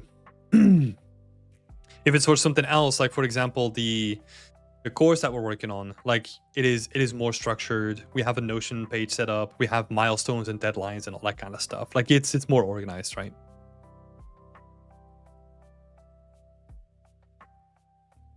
I overthink when I work a lot, not necessarily negative, but just drowning with my thoughts. I mean, drowning sounds negative. But if you're surrounded by your thoughts, I don't think that's necessarily a bad thing, right? Because I feel like I do think a lot as well, and I have like a very vivid internal dialogue, but most of that leans towards excitement and positivity and just being like, or like more data driven, I guess. Where I'm like, okay, if I do this, then I can do that. But Zaya, to come back to your question, I don't have time to do both. We should make a session for psychology. That's not a bad idea, actually. I would love to learn about this stuff, like from like an actual person. Like an actual person that studies this stuff.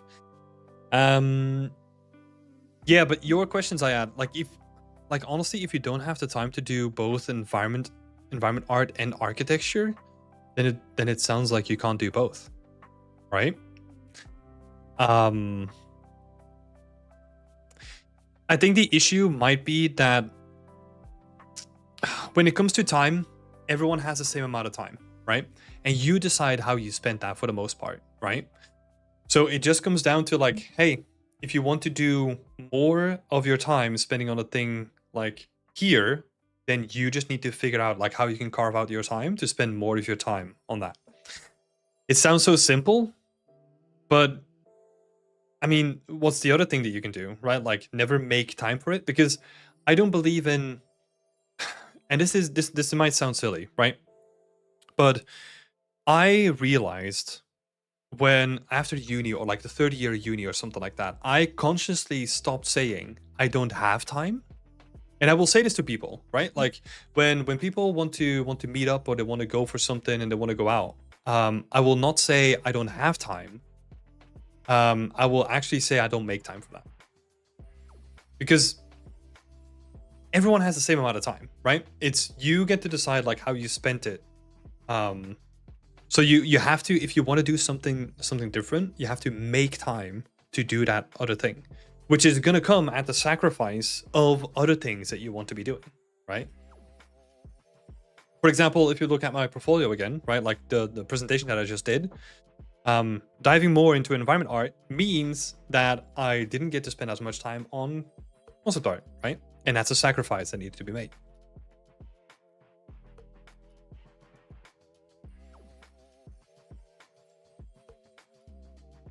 Sometimes you gotta sacrifice your time and suck it up and say, I gotta do this.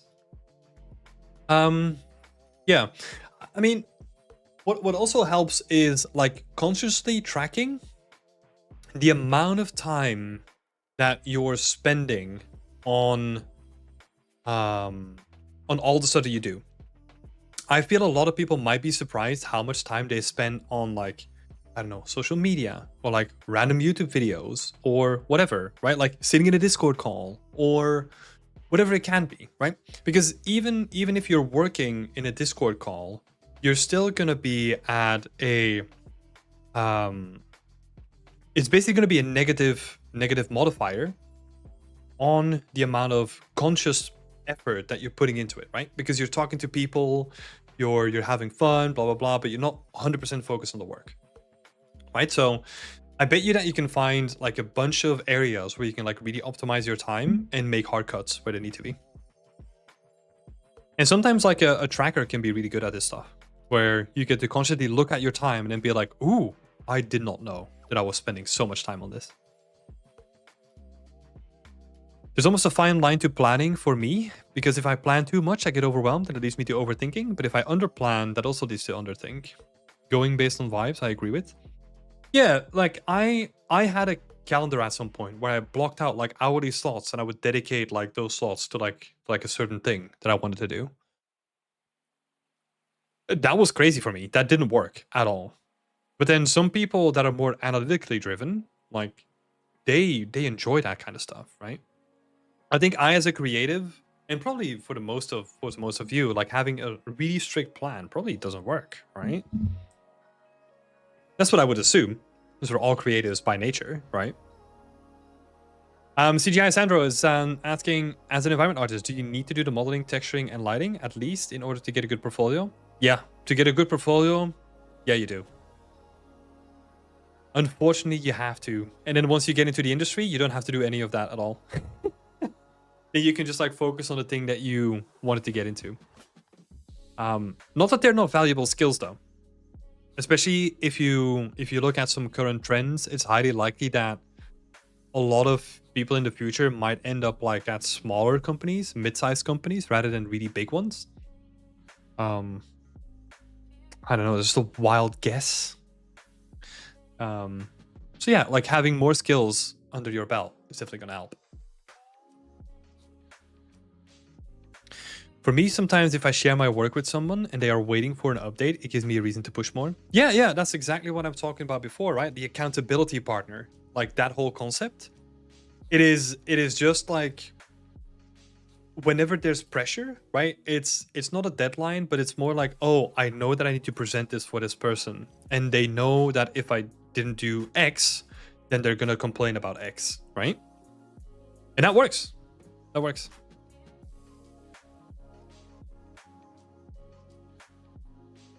Not you dropping this before my bedtime. Let's see. We're gonna have to go into some feedback. Let's see if we can get to like a couple more questions. To present architecture work on ArtStation, should you put it in a folder to separate it from your environment artwork? If we're talking about like architectural visualization, yeah, you might want to separate it out. I don't think that's a bad shout. One thing I've been doing lately is disconnecting the internet and turning off my phone to remove all possible distractions, getting a good amount of work done that way. That is perfect, right? That is perfect. That is one way of trying that out. I am very conscious of like how social media like abuses my time. So I don't really go on social media. Like, I'm gonna sound boring, but like most of my time spent on like my phone is on LinkedIn, probably. And LinkedIn is so boring that you can't endlessly scroll, which is perfect. Because usually I do a couple of scrolls and I'm like, oh, I've seen most of the stuff anyway, and then just close it down again. Yeah.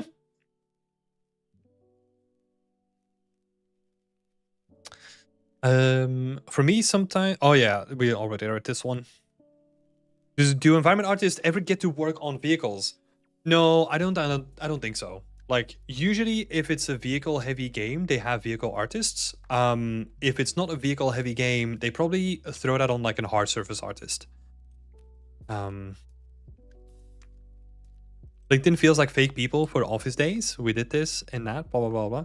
Yeah, there's a lot of posturing on there. But I do like the more professional vibes because honestly, I don't know what else, like what other platform I can turn to and not feel bad when I open it. That's my main concern. Like, I open LinkedIn and I feel like in general, it leaves me with a small positive. Any other platform that I open now, it like leaves me with a net negative on my mood. I don't know how to feel about that. Yeah. Oh yeah, YouTube. I spend a lot of time on YouTube. That's true. Not shorts. I usually watch like long form content. You like searching in ArtStation?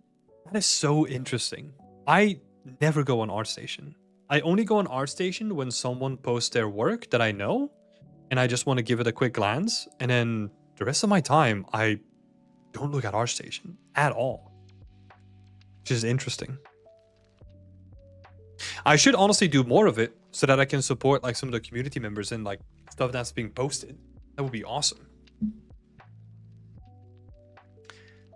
Yeah, I had a sneaky suspicion that might be why, Burak. It might be interesting for you to analyze if that is a healthy habit or not. It can be both, I feel. But when I was a student, I definitely had moments where like it wasn't healthy for me. And then I start to actively try to do less of it.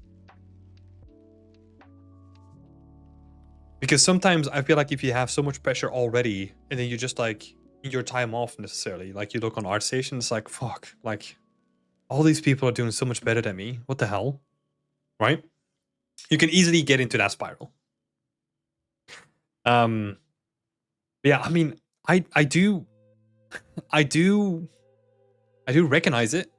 I mean, most of my time, like most of my fuel that I get was also toxic for the longest time. And I mean toxic in a way as in they're doing better than me, or they said that I couldn't do this, so I'm gonna like double down and do it, you know, like that kind of energy. And I feel like it's helpful in the moment, but I feel like over a longer period of time, like I started looking at that and it's like I need to find another fuel because I have no idea. For me, I don't feel great and it's overwhelming. I gotta be the best at whatever I do. Finish university, rank 1 student. I want to quit that, but it's a toxic habit now these days. Yeah.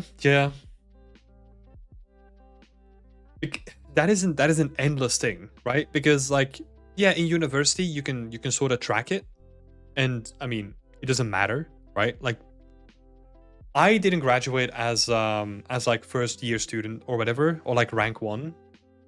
My grades actually sucked, but my portfolio was decent, so that got me the job, right? I mean, I don't know what to say there in terms of like actual help, but I feel like those like, you gotta be careful with what you attach your value to, right? Where like, I feel it's gonna sound so like generic, but I feel like value needs to come from something internal rather than external, right? Because all those trackers, like even I brought it up, right? Like the getting featured on Polycount and getting featured by Unreal Engine, those things feel good, but you can't really chase them because, God, like that is such a dangerous path to go on, right? Like trying to go from one hit to the next.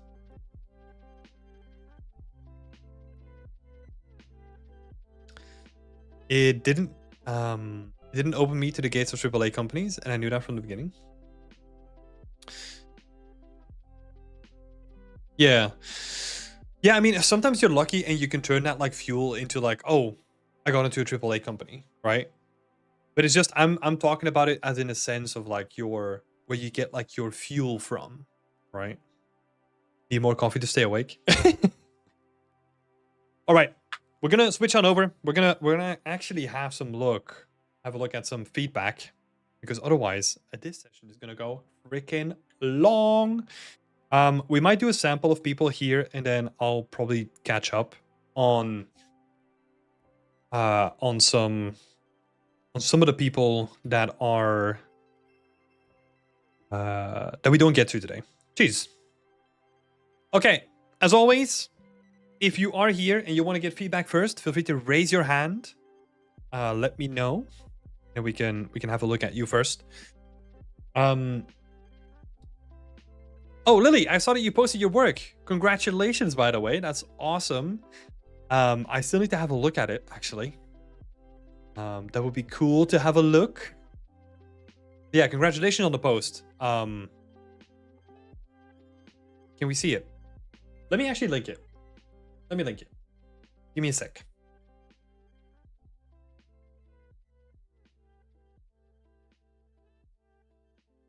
Here we go. Lily finishing it. Let's go. Let's go. Let's go. Congratulations again, Lily. Well deserved. Kick-ass portfolio piece. And this is the reason why I need to be on ArtStation more, right? Even a nice comment, a nice like, boost the algorithm a little bit. All right, cool. So we have some hands. Sergio, let's start with you. So there was one simple question here, right? And it was balancing in terms of like the colors and like where the attention is going to, right? So let's have a look. I don't think you need to be worried about that stuff for now, because you're asking with some quick general feedback if possible, and also does the composition still feel balanced after adding the base colors? I think honestly in this moment in time, we're on just like following the path and like doing iterations. So right now I wouldn't be worried about that small stuff, and honestly trust the process and adapt when needed, right? So that is what I really wanted to point out. I know that it's not like there's no generic feedback. There's nothing to say at this point necessarily. It's just keep doing what you're doing. Keep iterating on it. You got like the color box in, right? So you slapped like a bunch of colors on stuff.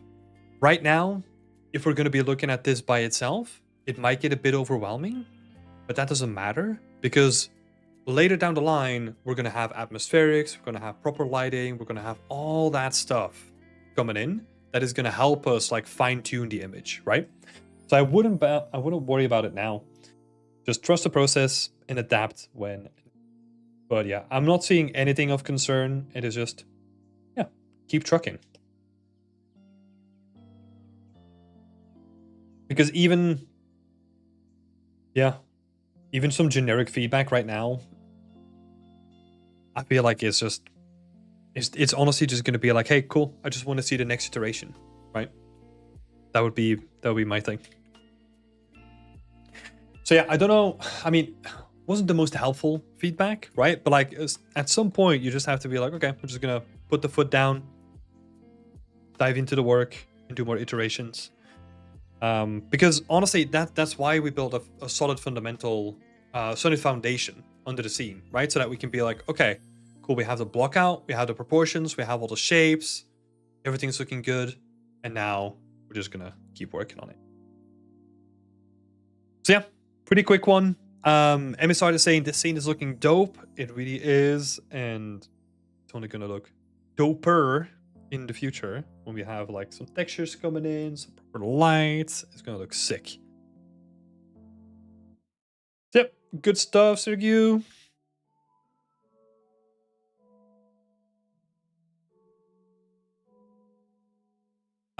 I get what you mean. I also didn't feel the big urge to ask for feedback because there is still a lot of work, still a lot of stuff that I need to add to it. Yeah, exactly.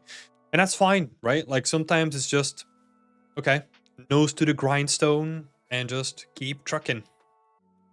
Yeah, cool to see it though. Cool to see the updates. Cool to see the colors come in. So keep working on it. That could go to a steampunk genre. Yeah. The original inspiration is like steampunk-ish. It's gonna be cool. Next one up is Wordbull Comet 3. Oh god. Wordbull, I'm gonna need your name on Discord.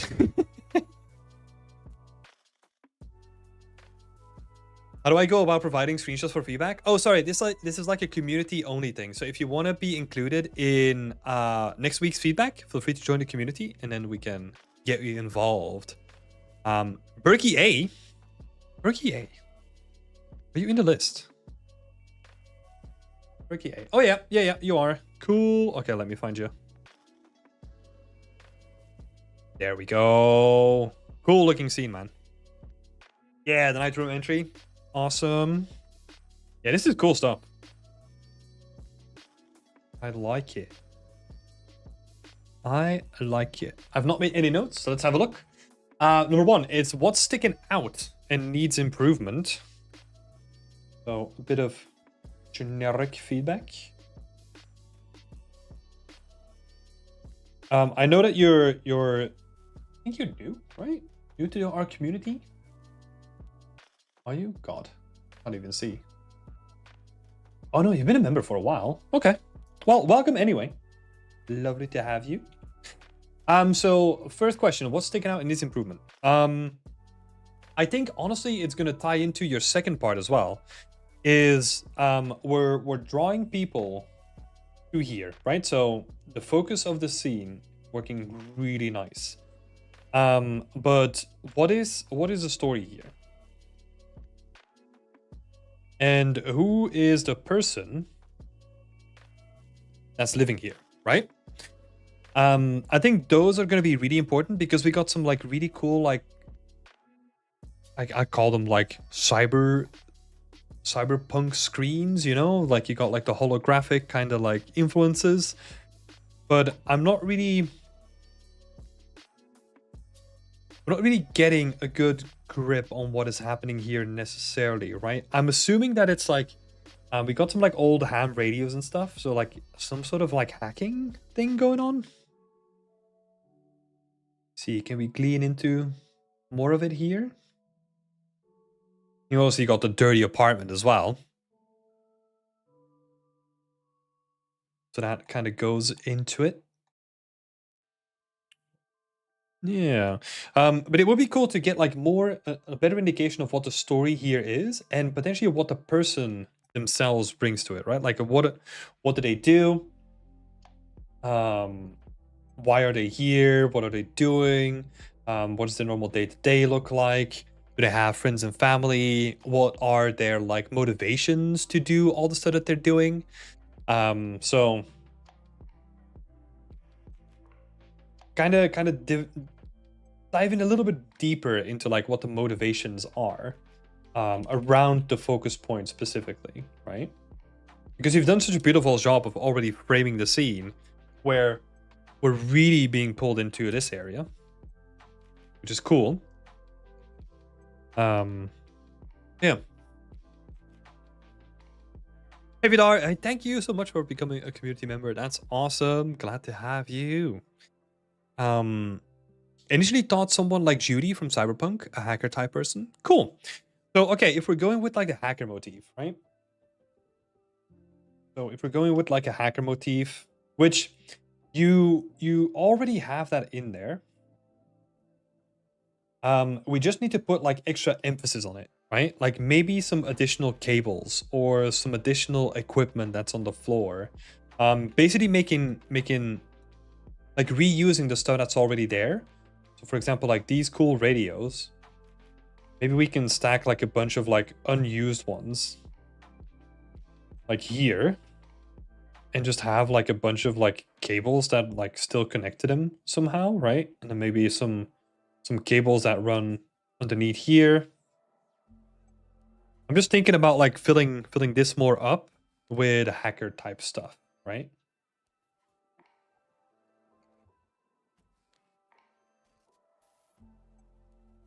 You can just be like, okay, I'm just gonna be a ham radio, just gonna be like another radio here.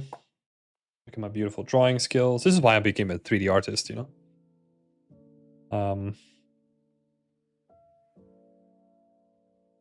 And then yeah, maybe also this takes me back to one of my earlier mentorships that I've done, like all this time ago, where you're seeing kind of like there's a lot of like old food like on the floor, right? Or like on the kitchenette. But it would be cool to think about like, okay, what else do they need? Or like how do they eat? How do they like why do they leave stuff here? Maybe there's like more cups like around here as well. You can kind of see. Route 1 is saying maybe some empty cans on the floor. Yeah, maybe there's some like stuff collecting on the floor as well. And we're really leaning into the person behind this, right? So that we're not keeping a dirty apartment in a clean state. You know what I mean? Because this feels very organized chaos, right? Where we kind of need to lean into like, okay, it's gonna be more chaotic. They just like slap stuff together. It's like, oh shit, I need like an additional thing. There was one article, Cyberpunk Scene Environment, saw your name as a mentor there. Yeah. That's the scene that I'm referring to. Like the one that Marta did. My first mentorship. But yeah, like just put extra emphasis on the story, right?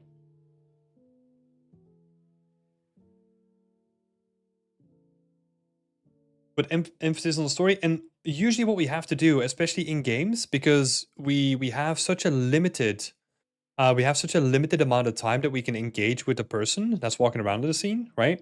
We have to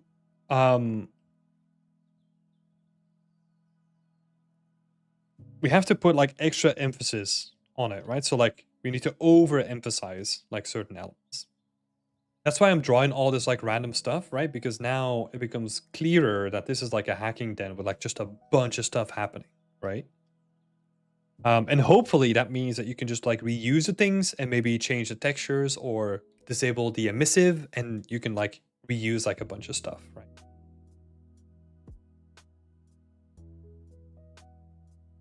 Maybe have some stuff hanging too.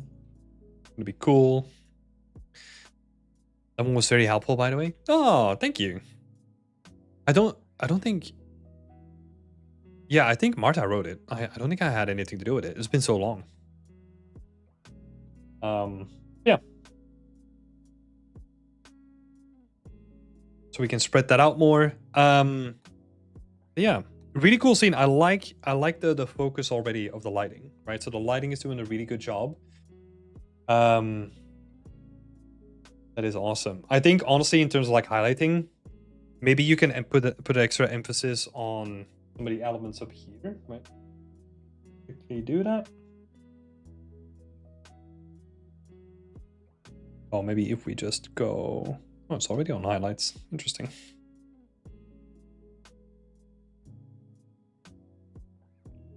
Oh,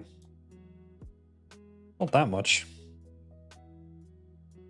I don't think the screen needs to have anything more. But I do love to see maybe like a little bit extra on like the additional elements up here. You know, just emphasizing those additional elements could be pretty interesting.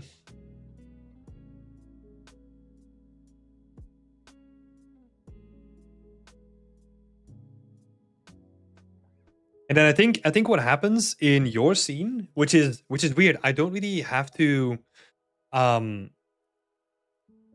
yeah, Burak is kind of going the same way, right? So like normally I don't have to tell people to like add light into the scene. But I think because you have such a strong focal point already, like we can actually add more light here without distracting from like the main scene. Right? And it kind of gives us a better appreciation of the scene at large. And it just adds a little bit of like life to the whole thing. That could be pretty interesting to think about as well.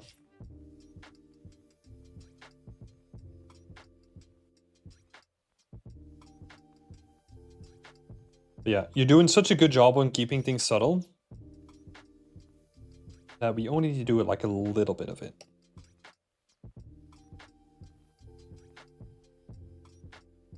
Yeah. Welcome, Salsley. Welcome, welcome. A rotten dead mouse. Thanks, Slate. What? That food? Old food. Oh. Old food. Yeah, just spread that out more, right? So it's almost like you want to put an emphasis on like, oh, they kind of ran out of space in their kitchen. So it's like they just have like a bunch of like random stuff like in certain areas, you know? Oh yeah. You got a really, really solid environment already. Like this is looking really, really cool by itself. Oh god, I drew on top of the overpaint. Whatever. No, so like the scene itself is looking really, really cool. There are potentially some opportunities to do some like cool stuff here, maybe with like some additional posters, right? Like maybe some I don't know, some bands or like some venues, or I don't know. It kind of depends on if you want to lean into like the cyberpunk vibe, right? Where it's like you kind of have like the music, the very anti-establishment kind of vibes going on, right?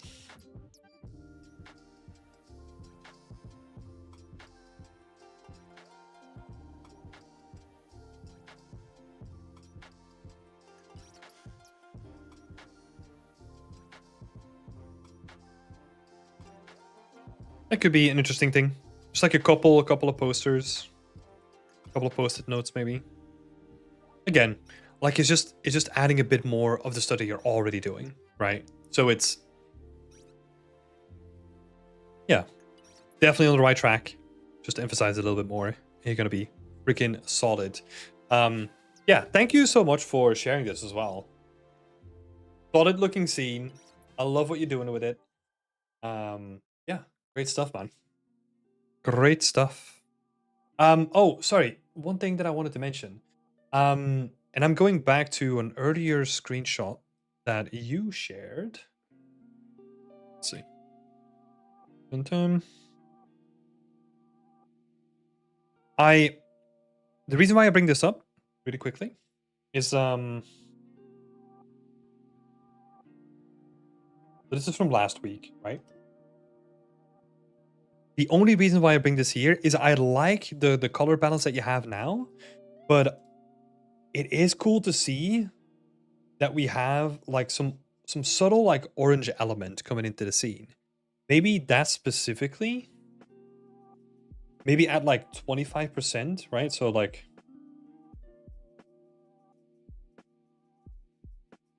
bring that space back, but at like a lower intensity, like 25% or 50% or something like that.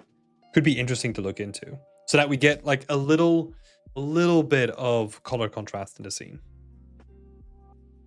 But feel free to play around with that. That would just be like an interesting thing potentially look into.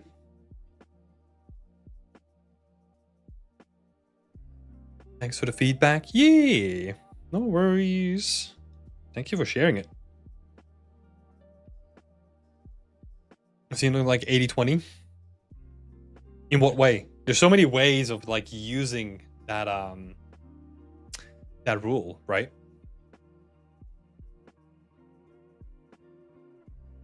The color palette? Yeah. Yeah, have I ever used it in that way? I mean, it's a good way of looking at it. I'm wondering if I ever used it that way. Yeah, just always a little bit of contrast helps a little bit, right? I mean, it also, it kind of is one of those things where it's like, oh, if you want to have like this dark, forgotten place, it's kind of nice to have less light in it. Play around with it and see how you feel about it yourself. Cool. Thank you for posting your work. This is looking awesome.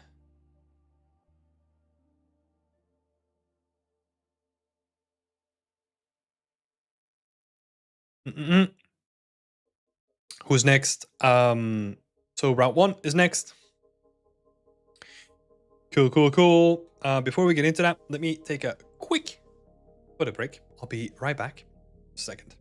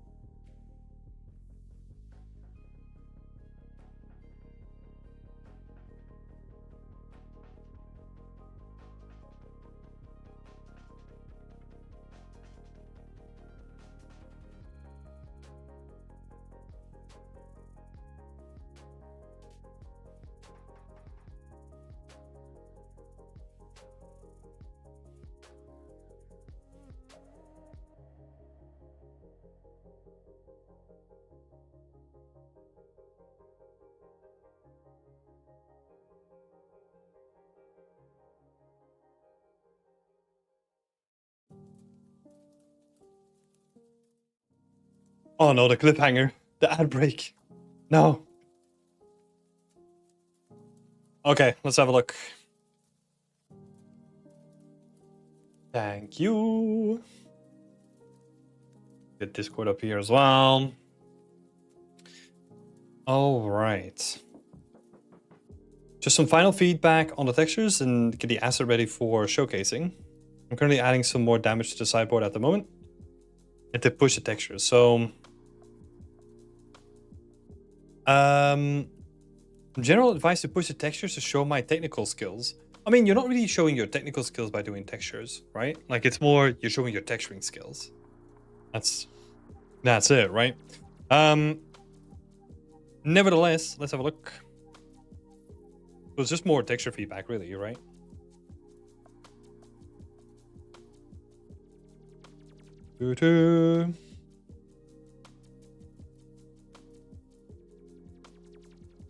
Okay, a couple of things that I'll point out is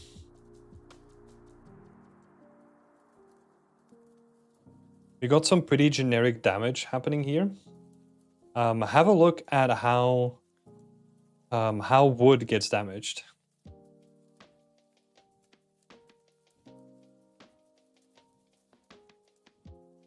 Right, so what does wood damage actually look like? Because right now, we just have like some generic kind of mask.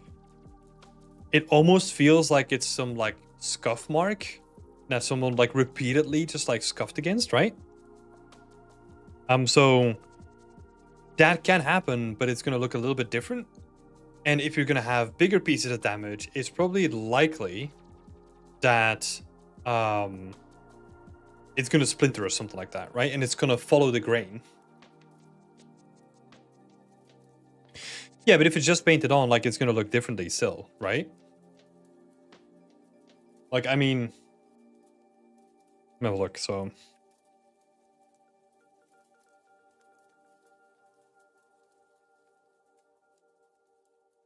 let's have a look at some wood varnish damage.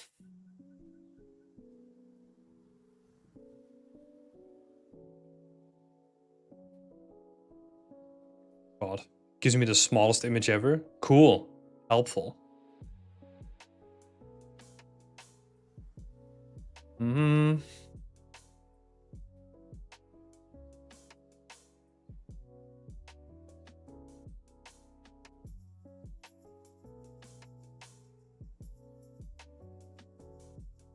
Let's have a look here. So, for example, this guy, huge. I mean, this is a floor, but you're gonna see that even if it gets damaged in such a way that it's gonna be in line with the pattern that it's on, right? So that's the same thing that's gonna happen here. It's not gonna be like a generic blob. It's gonna like follow the directionality, and it's gonna be damaged that way, right?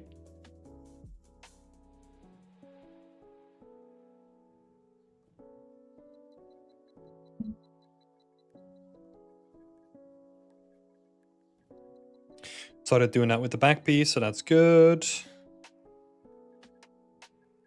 Good. Looking real nice.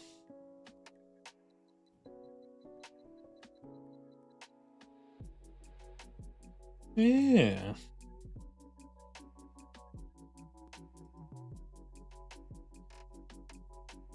I think definitely in the back, what we can do is we can put more emphasis on the back versus the front, right?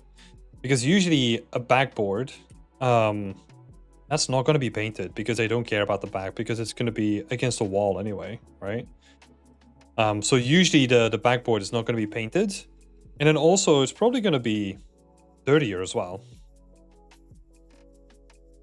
Right, there's going to be more just gunk like gathered up, especially in the crevices.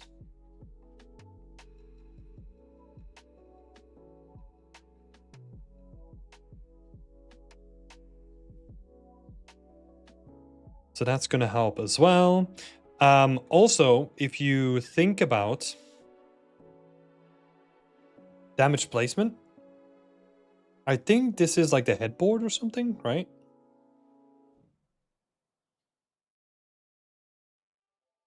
So this sort of damage, if it's going to be, I mean, we don't have a full model here.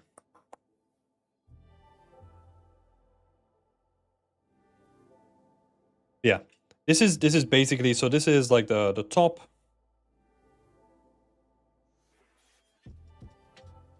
That's the top, and basically this is going to be added onto the top, right? So or at least that's the way that I think it will function. The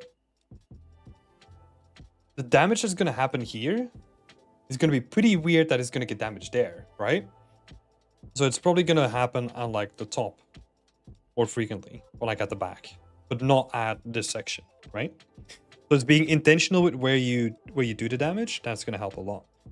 The same thing, I mean, this is just like generic, like thinking about like how people interact with it, right? Where the most wear and tear you're going to see around these guys and this guy, because that's where the use is going to be, right?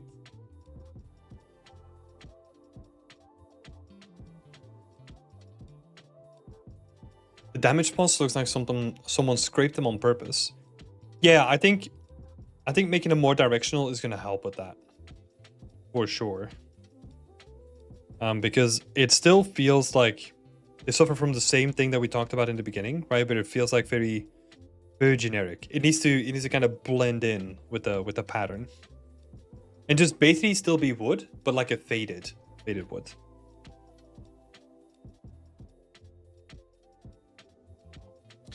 And the top of the drawer because of the friction. Yeah, exactly. This is for the signs of use, right? Exactly.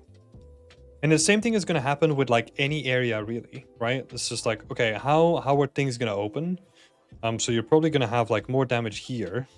because that's where like the doors open on the hinge points and all that kind of stuff. Like, yeah. Cool. What you could do, and this is a recommendation that I love to give, is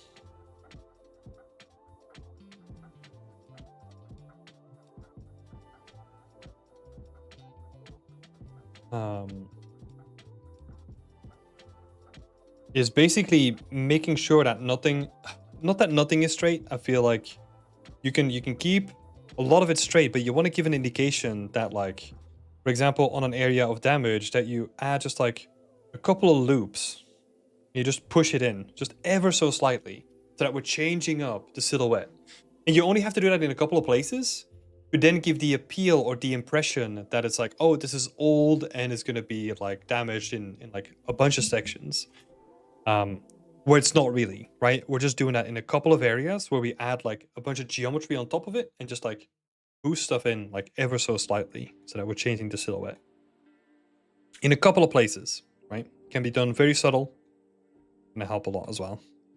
And you can then think about it in a way where you do that in places where you have the most damage, right? So if you have like a big scrape, then you just like push it in ever so slightly.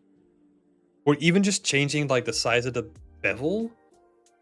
Even like changing the size of the bevel in the bake or something like that can help. Because what we're really after is just changing how it reads from like an interaction with the light. But yeah, that's about it. So it's more just thinking about what damage and how that looks, right? And that's just focusing on reference and seeing what it looks like, trying to replicate that as close as possible, and then switching up like the backboard as well. It's also going to be a good point. But yeah, nearly there, John. Really, really good. Let's see, get the asset ready for showcasing. So yeah, I think the next big step is just like how you're going to showcase it, right? Like, what are you going to do with the presentation to like really lift it up, right? Because for the longest time, we've been looking at Substance Painter screenshots. I want to see you like present it in like the final product, or like the final render, whether it's Marmoset or Unreal, whatever you're going to do, right? Get it in there and get it presentable. The drawer material and the main frame, it has color differences, right? Yeah, I think there's a slight color difference there, so it's like slightly lighter. So basically the same treatment as like the backboard, right? Anything that can't be seen is gonna have like a lighter material because they probably didn't varnish it. Yeah. Good stuff, round one. Thanks for sharing this. Nearly there. It's gonna be cool to see this in the final presentation. It's gonna be awesome. Don't forget to highlight all those like nice roughness variations. It's going to be cool to see. Right, next one. Mic. We are already on mic. So let's have a look. My main doubt at the moment is about the color of the mosaic. I'm not quite sure if they work well together. What do you think? I mean, it is really vibrant and really eye-catching, right? It is potentially a little bit overwhelming as well, but it kind of depends on how this is going to be used, right? Because the context is always important. So yeah, the main question was like, oh, do the colors work well together? But it always depends on context. Because for example, if this tile was used in like, let's say the center of the room, right? And it's like a unique piece, that's gonna look kick-ass, right? And then you have like some more subtle trims around it that are gonna help frame the whole thing, but this is more like a centerpiece that we're getting from it. However, if the intent is to use this as a tileable, it's gonna be so busy that you're gonna have to make the colors a little bit more in line with each other, because otherwise it's gonna like scream for your attention, right? So that's why I'm saying the context of this matters a lot. It also depends on how you present it, right? So let's say you have like your scene, and then let's say you have like your centerpiece. That's what we're building now, right? And then you have like a bunch of tiles that like go around it in like a really nice manner, and it becomes like more generic stuff, like close to the sides. Then that's going to be interesting, right? Yeah, it's going to be used on the ground cover by dirt. I would probably just think about using it. I mean, the dirt doesn't matter, right? I would still frame it. If this is like the hero piece, then I would still try to frame it with like an other material around it. If you just want to make the material, then we have to make it more subtle. Because otherwise it's gonna be pretty intense, right? Imagine seeing this tiled on like a plane where like, I don't know, it's a 3x3 plane in the middle of a room. This is gonna be freaking intense. Because I know that I'm talking a lot about like the context here, right? Let me give some additional context to that context. My God, we're going in a rabbit hole here. The reason why I talk about it so much is because I know that like making substance materials, make like really kick-ass substance materials is really cool to look at. But I know what professionals always look at is just like, okay, but how is this going to be used though, right? And you need to kind of check that box as well to have it be functional too. With a couple of variations of the textures and placing them randomly between the tiles, that would look beautifully, in my opinion. Yeah, I mean, even with this, right? Like you can have this as like a central tile, and then just have like more generic materials around it, and it's gonna be beautiful, right? Because I like the look of it. However, what I'm trying to convey is that it has the look of like a hero piece, right? It doesn't feel like a tileable. If you want to make it feel like a tileable, you need to like decrease the intensity of just like all the different values, I think. Otherwise it's gonna be crazy. How are we gonna use it? Yeah. Because I mean, Mike did say like that he wants to use it as a ground element and then cover it by dirt. Because that's why we have like all these iterations here too, right? So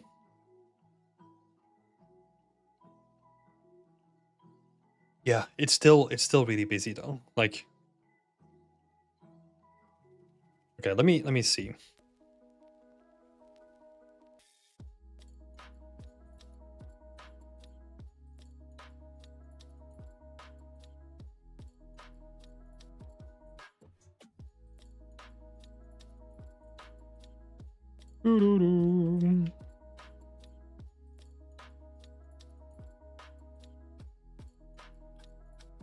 Yeah, if you were to imagine just like a tileable, it's gonna be pretty busy, right?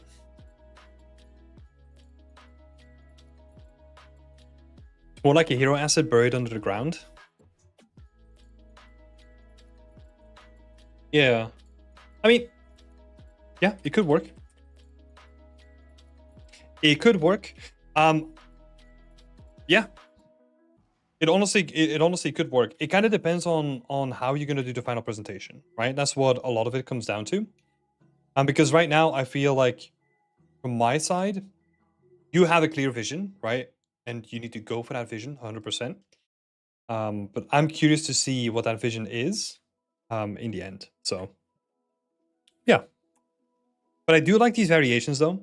I feel like if you do some like cool vertex painting and you have like some dirt meshes covering them, like you can get away with this, you know? Like there's multiple ways of like making this work in like an actual context. Yeah. Cool stuff, man. I mean, yeah, I do really like the material itself. The material itself is like looking awesome. I love all the attention to detail, like all the different trims, all the different elements coming together. Looks really, really nice. So yeah, I don't really have anything to say on the quality of the material. Yeah. The waves are so neat. Yeah. The way that they curve and stuff. Yeah. Yeah. Cool stuff, man. I'm curious to see how, you know, what the next step is going to be. Like, how are we going to do the presentation? Because that's going to be really cool for something like this. Cool. Thanks, Mike. Thanks for posting. Best of luck. And yeah, curious to see it next week with some of the updates. It's going to be sick. Let's see. Megval. Megval is next. Where are we? Here we are. Megval's making some beautiful background terrain. So how does the backdrop look currently? Ignoring the trees, since they are placeholder, does the scale and distance feel right or does it feel off? Are the colors and textures compared to the foreground, does it look cohesive?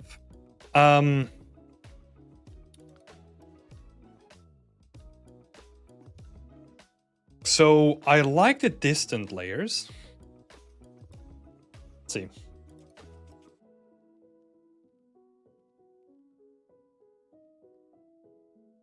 So basically all the stuff behind here is awesome. I love that. It looks so good. Currently this feels like it's so close, like in actual distance,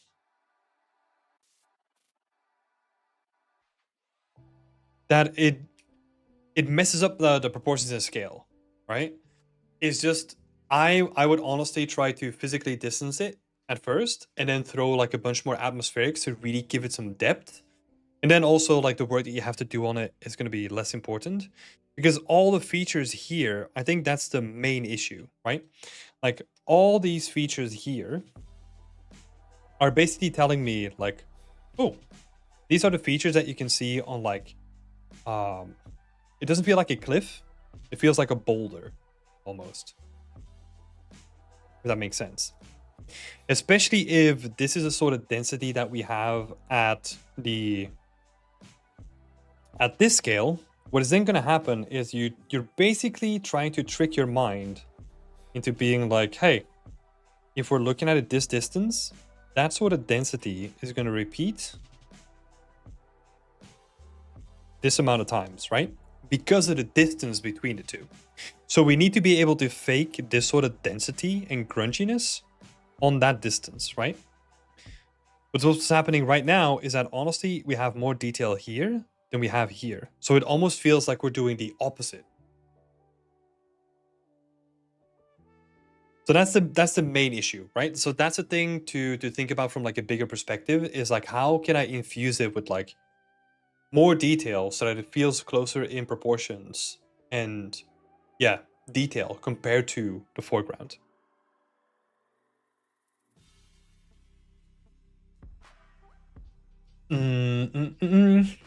Yeah, we basically talked about like the colors and the textures, right? To make it feel cohesive.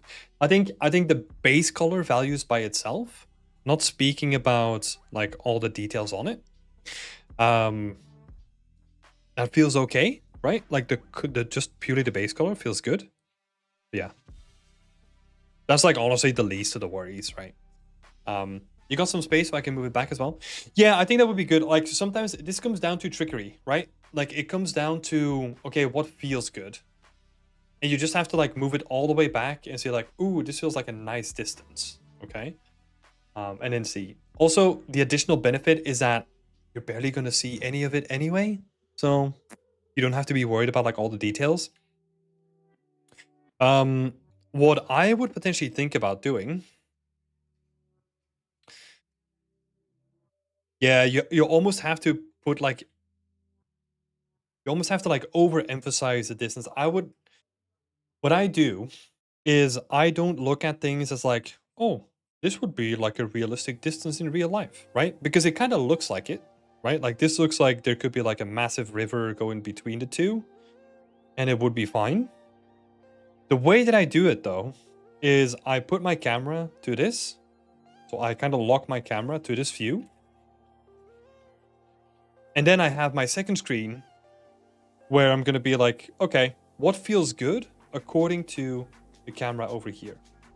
So it's all just like eyeballing and artistic intent, right? It's like, okay, how far do I need to move it? Do I maybe need to increase the atmospheric fog and all that kind of stuff to push it back? Yeah.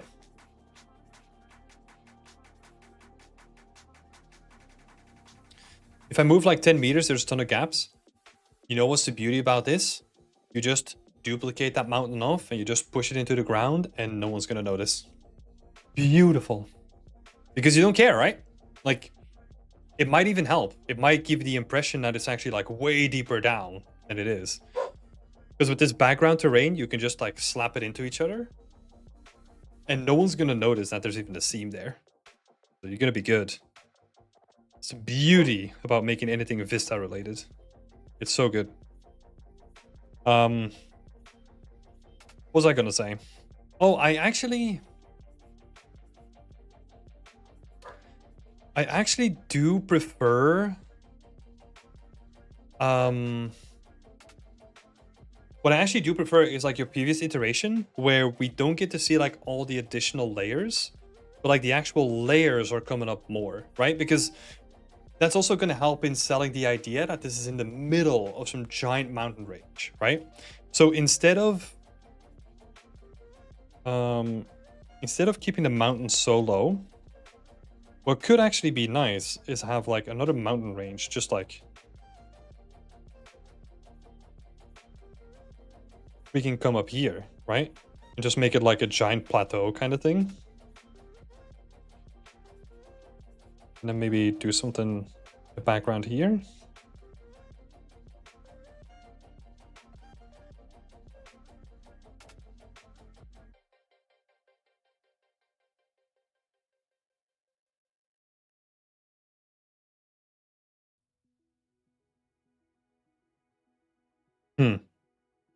I don't know. I feel like that's more personal taste. Could be interesting to try.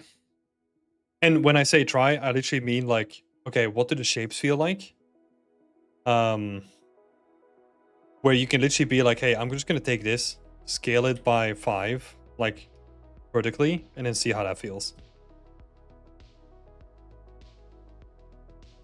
If you do like the very distant mountains, yeah, that's perfectly fine. You can potentially still play around with it and keep the distant mountains with like some closer terrain that's gonna be like higher up or something like that.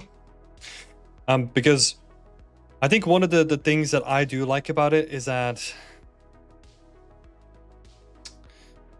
we're trying to sell the idea that this is like pretty steep stuff, right? But then the mountains that you have in the back is like, ooh, gentle slopes. And to me, it's like disconnecting the two. It almost needs to be like a little bit more consistent until you then get into like a different terrain. It's almost like you're doing like a gradient blend, you know, to like a distant terrain.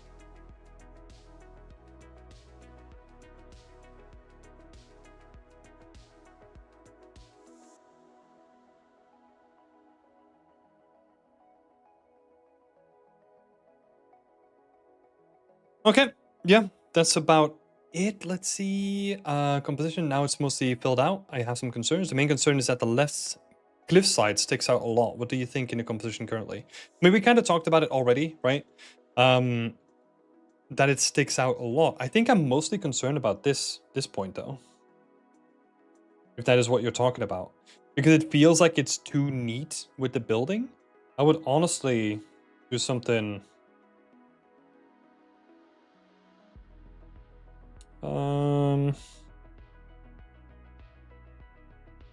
where do I want to go with this?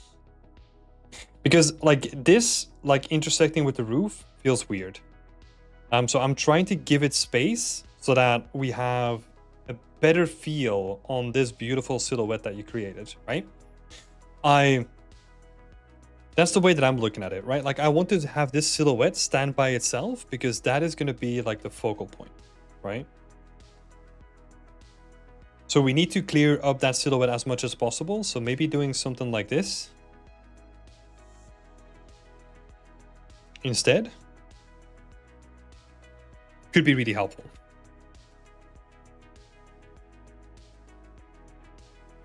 Because then we're getting like a really nice like negative space around this silhouette, right? And that's gonna be like shiny. Okay, we're not doing like any sort of religious temple here. Trying to make it really shiny. But yeah, it makes the silhouette stand out more. Also makes it more balanced. Yeah. I think it's gonna help. And then what you can do is like in the distance here, you could have like, I don't know, another mountain that is like in thick atmospheric fog, you know, and you can kind of start playing around with those compositional elements. Yeah. That could also be something that you have here, right? Like have some fog guards where you can just be like, hey, I'm gonna place like a couple here and see what that does to the composition. That could be very interesting to look into.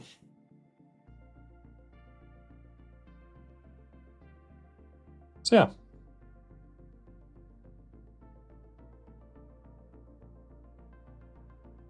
I'm gonna move back that terrain.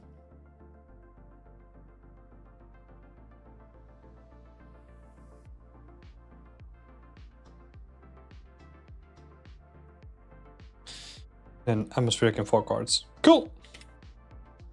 Thank you, McFell, for being here. Thanks for the update. Looking sick. Some terrain chunks in.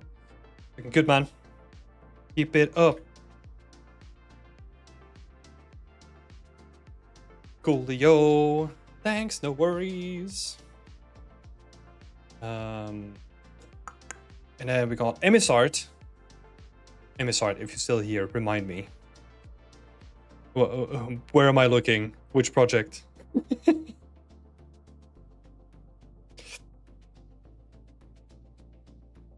It me! Venetian Gothic one.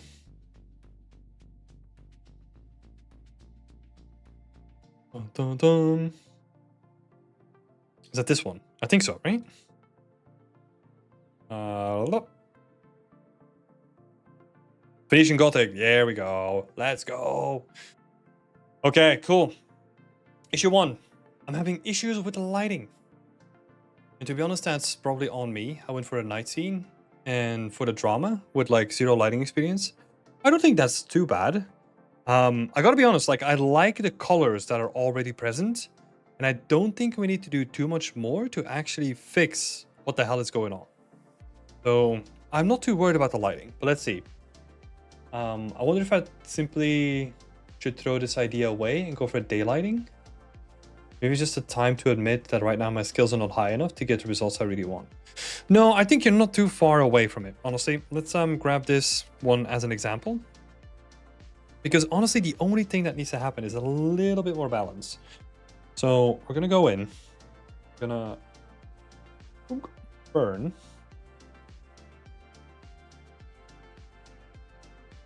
We're gonna go for 100%. Let's go. Let's do midtones. Oh,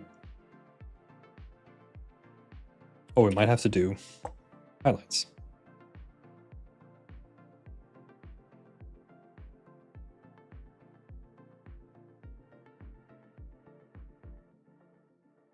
Maybe it's a bit strong. No, actually, let's go for it. Okay, we can tweak things later.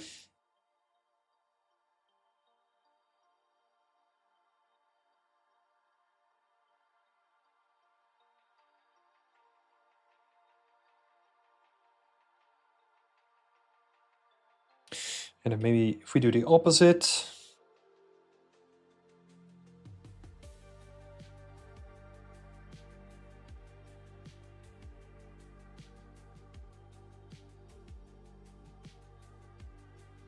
Okay, we're gonna go all crazy for a second. Now we're gonna do something like this.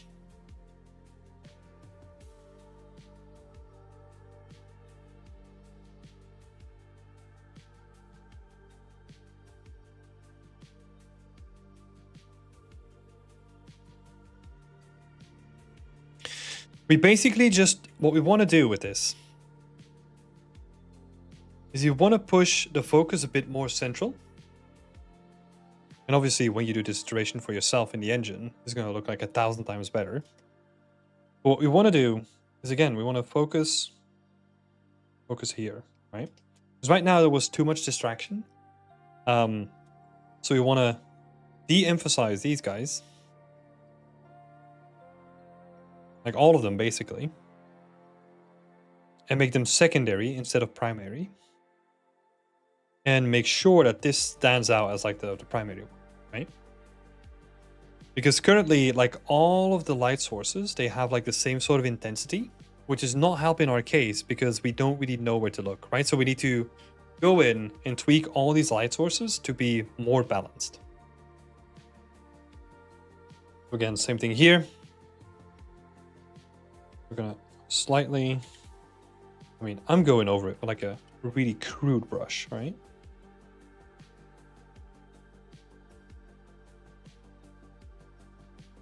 Protect you.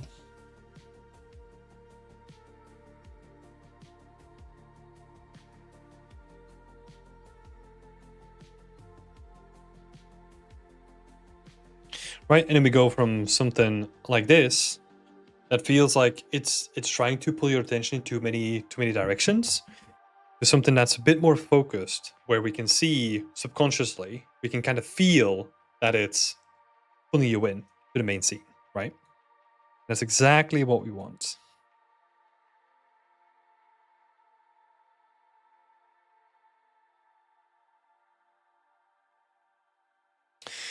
Seems like I need to be a bit more brave with the main light so I can see what you mean. No, well, so here's the thing, right? Like we can always look at it from like two separate things. I think in this case, you don't need to add like too much more to your main light. I think it's about turning down the other lights, right? Because I think in terms of like, if we go back to your lighting, go back to your original one here.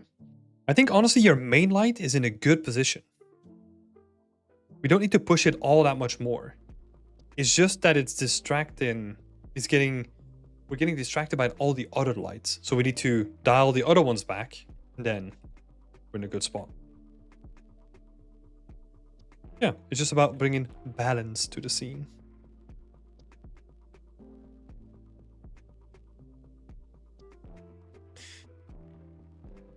Maybe add a little bit of a blue skylight with the full moon, adding in some supportive color. It would make it awesome.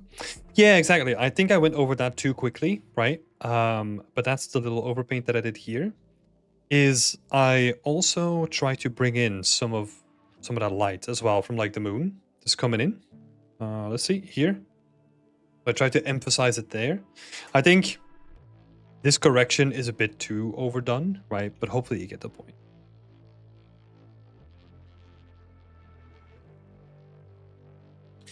So yeah. So in terms of lighting, we need to bring balance in a hierarchy.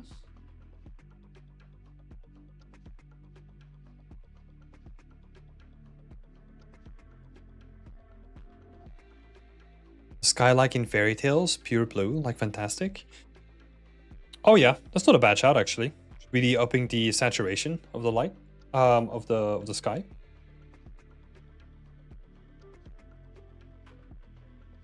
I think some blue hues could help. Also give it more of a night vibe as Burak. Yeah. I think that's a good suggestion. It's like saturate the night sky, right?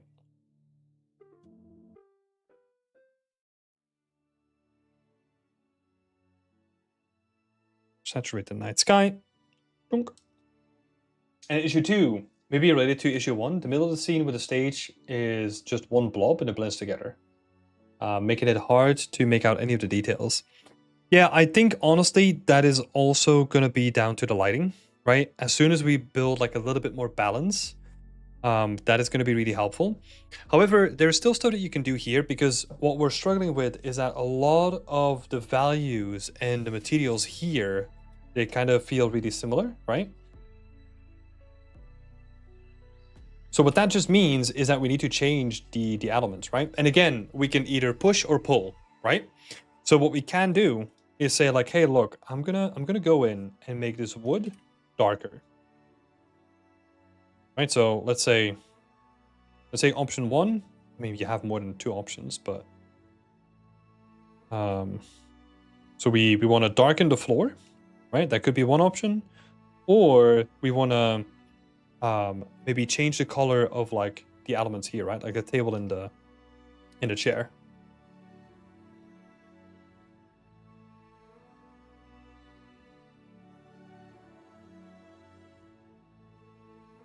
What could be nice is, because we're trying to lead into like a romantic vibe, right?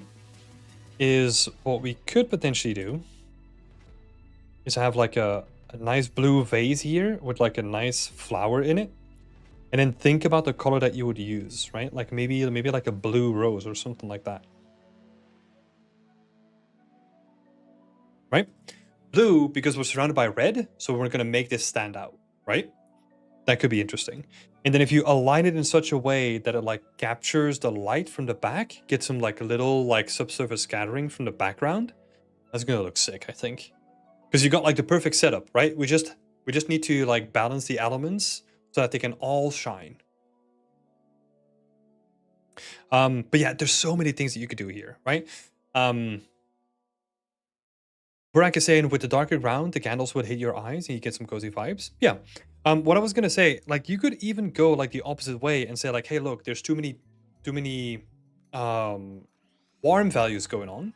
I'm gonna take the curtains and I'm gonna make them a different color. Let's say a blue or a green or something like that. It's a little bit more risky, right? Because we're taking a big element and then changing it into the complete opposite. But then you can kind of play around with those colors and be like, hey, look, let's say for the sake of argument, we make the curtains blue. Now we can change the rose to be red instead, right? And that's what I mean. Like we can pull so many levers and yeah. Be creative, right? That's what we need to do. Just think about like, ooh, could be nice to have this. And then once you do X, there's usually a thing that you need to do to counterbalance it again. Yeah. Nothing too big to be worried about. It's all solvable. It's all part of the creative process, so you're all good. So in general, the second point is thinking in values, right? Especially for this one, is try to think like, okay, we have a lot of warm values. How do I counteract that and pull attention to where I want to draw attention to by infusing some contrast into the mix, right?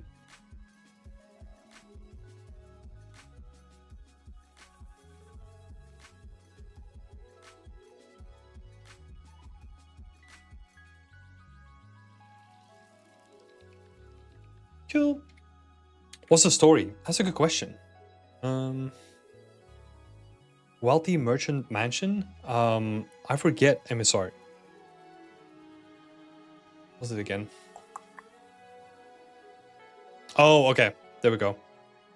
Kind of changed, but it was meant to be a theater. A theater play at a wealthy merchant's mansion. The story really needs work, but I'm unsure how to push it without adding a ton of props. No, this is the cool thing, right? Like we could still keep the play element, and we kind of set it up as like a romantic kind of thing, right? So that's where like the blue rose kind of can help like support the storytelling element, and we can keep it like pretty vague, you know. Honestly, if you just want to get it done, like you can make a rose yourself, or you can probably find one on like Megascans or something like that. Just recolor it. Maybe a rug with a different color. That could also be an option. What, the medieval fine dining place? Yeah. Yeah, some romantic stuff going on, right? It feels like the setup for it. Like a romantic play. Yeah. Cool, MSR. Thank you so much for sharing your work. And best of luck. Looking forward to seeing what's going to happen in the next week.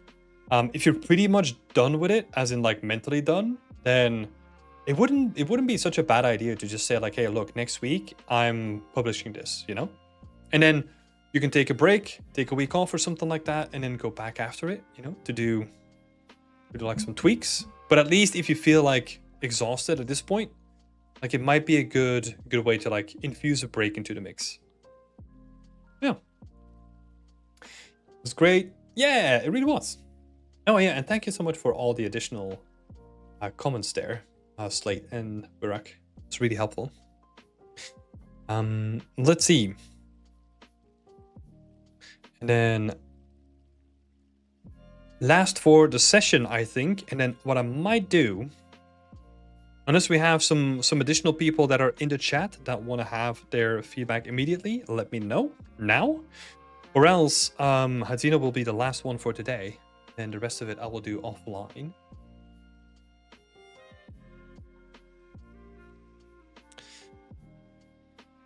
I'm not quite that exhausted yet, but in terms of not having the mental capacity to push a story anything more. Yeah, so that's why look at like the cheapest option, right? Where it comes to like, okay, what do I already have? Like just adding a rose into the mix. That's probably like a cheap option, right? There's other options that you can think of. Maybe reusing some of the assets that you already have. Yeah. There's options. I feel like, I mean, apart from like the mental exhaustion coming into the mix, right? I feel like this is an opportune moment to be like, okay, how can I be creative? You know? Like, what can I do to like infuse some creativity into it? Burak is saying, I'm sorry if I talk too much. I can just listen. No, it's all good. I genuinely mean it. Like, this is not only my session, right? It's also to get additional feedback to the person. So it's super helpful. Super helpful. Even though I don't read like all of it, I'm sure it's going to be really helpful for the people that are looking at the chat. So yeah, keep doing it. We're all here to help each other grow. That's the beauty of it. Let's see. So let's see. No, let's have a look. Where are we? Mafia office. Let's go. Latest update is currently fixing the small details now. Making the doors on my bookcase. I have a good flow, so it's all gonna get blended together. There's not really a question in here though. I'm gonna need to add more things on the desk and on the big bookcase. Let's see. Evening, Tobias. How are you doing? Yeah. Route 1 did have some good remarks, even though it was only it was only like an overpaint. What was happening here? Yeah.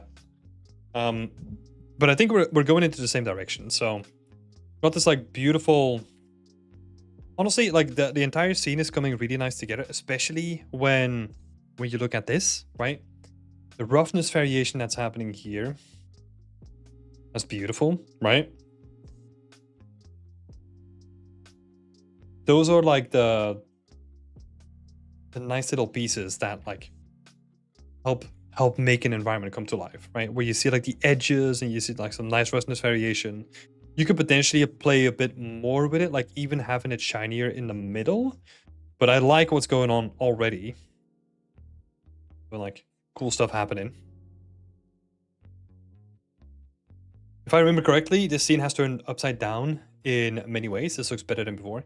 Yeah, it went through like a whole bunch of iterations, and honestly, it looks super good now. Like it looks way better than it did before. Lots of improvements made by Hadzino. So yeah, really, really good stuff. The rug looks a bit off to me, I mean. In what sense? In terms of like the texture, or there's still a couple of things that even we talked about, right? Like there's some things that you can do here with like just having like a rope that's tied around it, then having the fabric kind of react a bit better to the rope. I think that could be good, because right now it feels super sterile, right? It doesn't feel like the cloth has any weight. So that could still be a thing to look into. You can just have like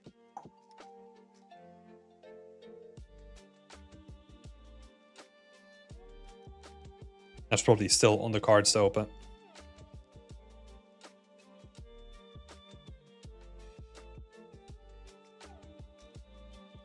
so the cloth improvements. Sorry, I got distracted. We were talking about this, right? So you've got some like pretty cool like weathering and like blending going on, which is really nice. It's just it stands in stark contrast with like this really clean clean dresser, right? So this is still missing missing like a wear and tear pass, basically.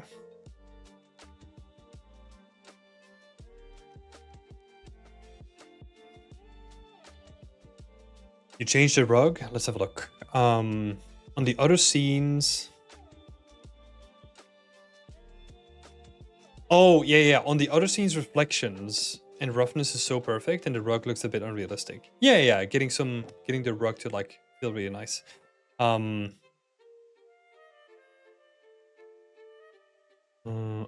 crits to make the wood even better?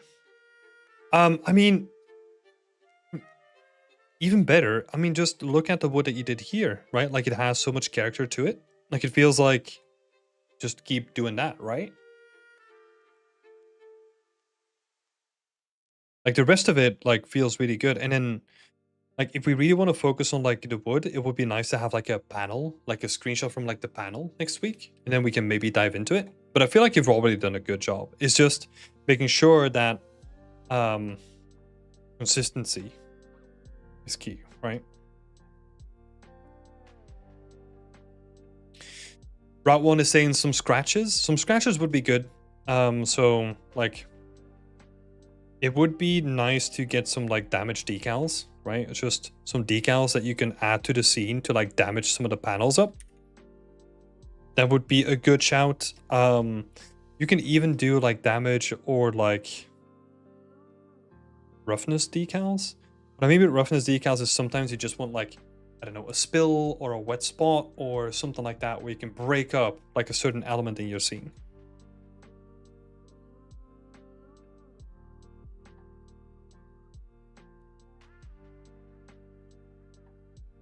Yeah.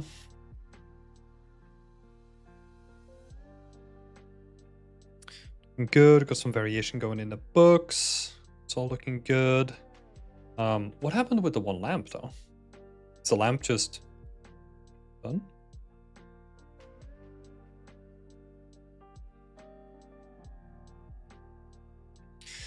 I heavily used RGB masks in this, so roughness decals isn't really intended. Well, you can still make them though, like separately, right? I mean, it's not really... let me see. Maybe calling them damage / roughness decals probably doesn't make sense. It's just, it is nice to have some like generic damage or not damage. You know, like leakage, but like not leakage. God dang it! I'm explaining it so good. I feel like I need to go to sleep now.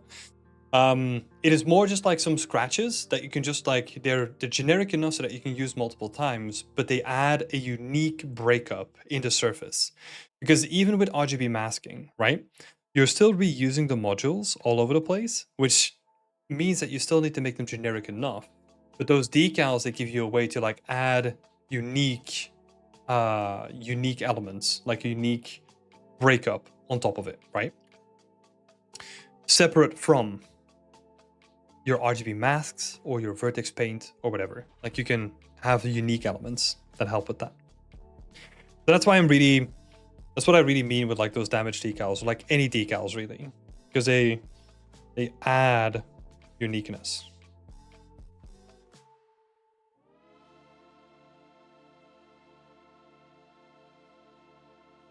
And that can be like coffee stains, spilled water, scratches on the wood. Can be anything really. Yeah, the wood is definitely missing like its wear and tear pass, like on the other panels. That would be good. Let's see. Yeah. Main scene is coming along really nicely though. Deputy Chief Whip is saying you could have the cupboard doors, have one door with the handle on the right, another one on the left, and an open cupboard door, slightly sag. Okay, yeah, just like variation, right? That is true. Yeah. That is true. So that you can have like a flipped one that has like the handle here, and then this opens up there. Also, I mean, this little stand is in the way.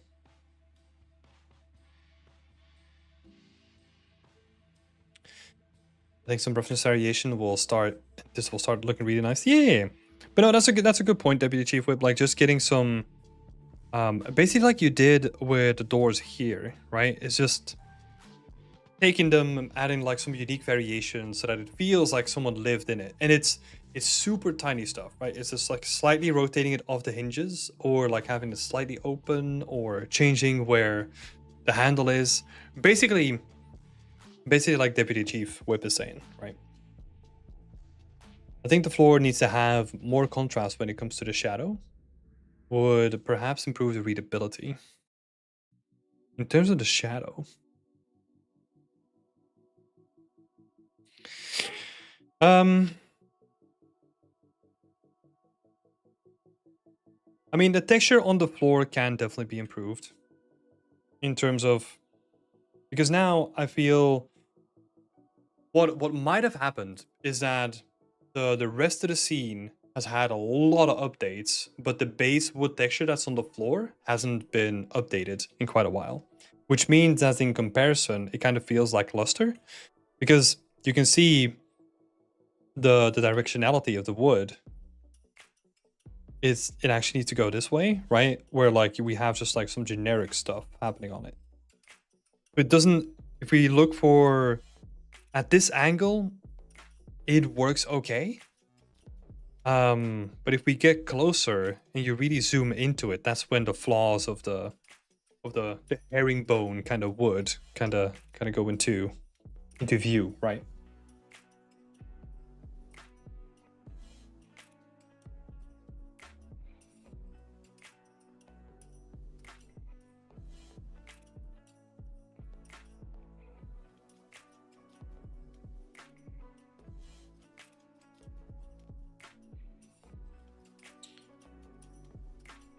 Yeah, it would be a slight change, like the grain direction, right?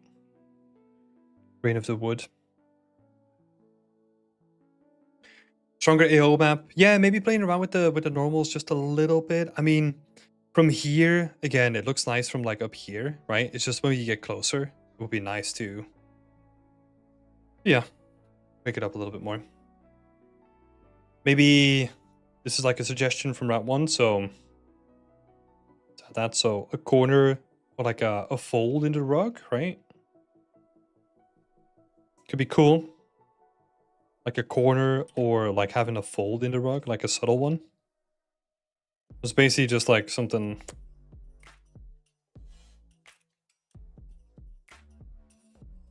You just have like one of these guys, the rug. Could be cool.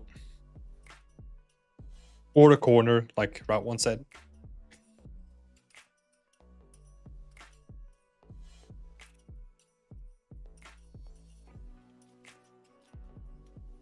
Final composition pictures above the updates. Da-da-da-da.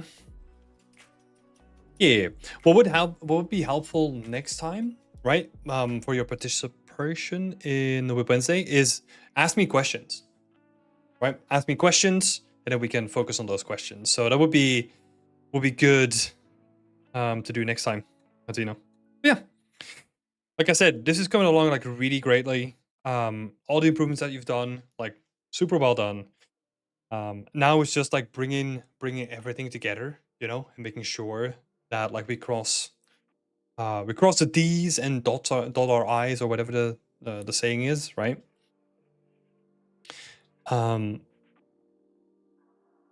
Let's see. Breaking Bad episode came to mind.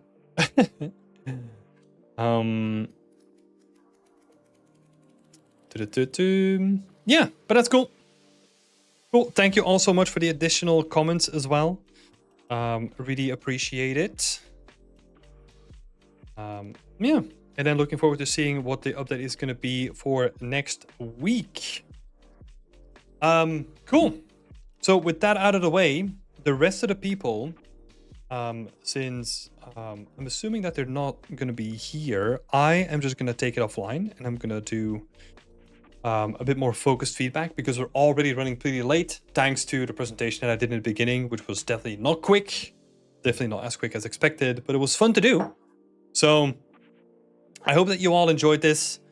It was fun having you all around. I really enjoyed going through like my whole timeline a bit, even though it was like chaotic and I don't know, it was a bit messy from my explanation. It was really cool. It was really cool. So is that it? Yeah, because it's already 11 over here.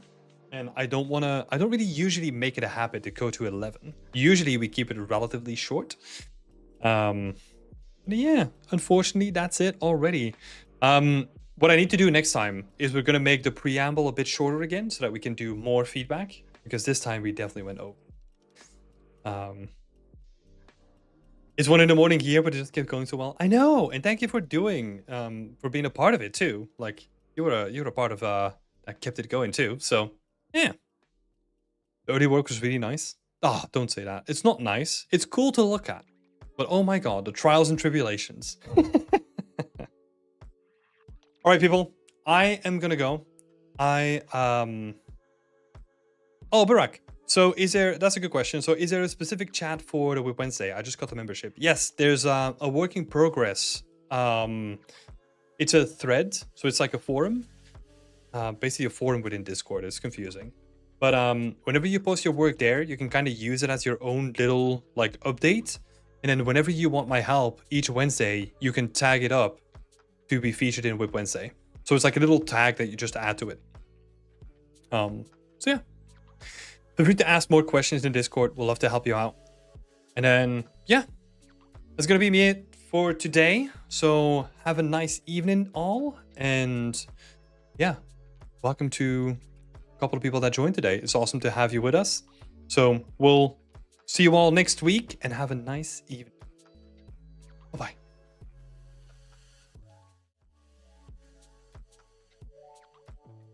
Sandro is saying, it was very nice for us to show your process. It's inspiring, and I will join the community from next week. Nice. Thank you for saying that. Feels weird to be called inspiring, but hey, here we are. I'm sure everyone here is going to be one day. Like, I believe in it. So it's going to be cool to see. And I'm happy to be on the journey with you. Bye-bye.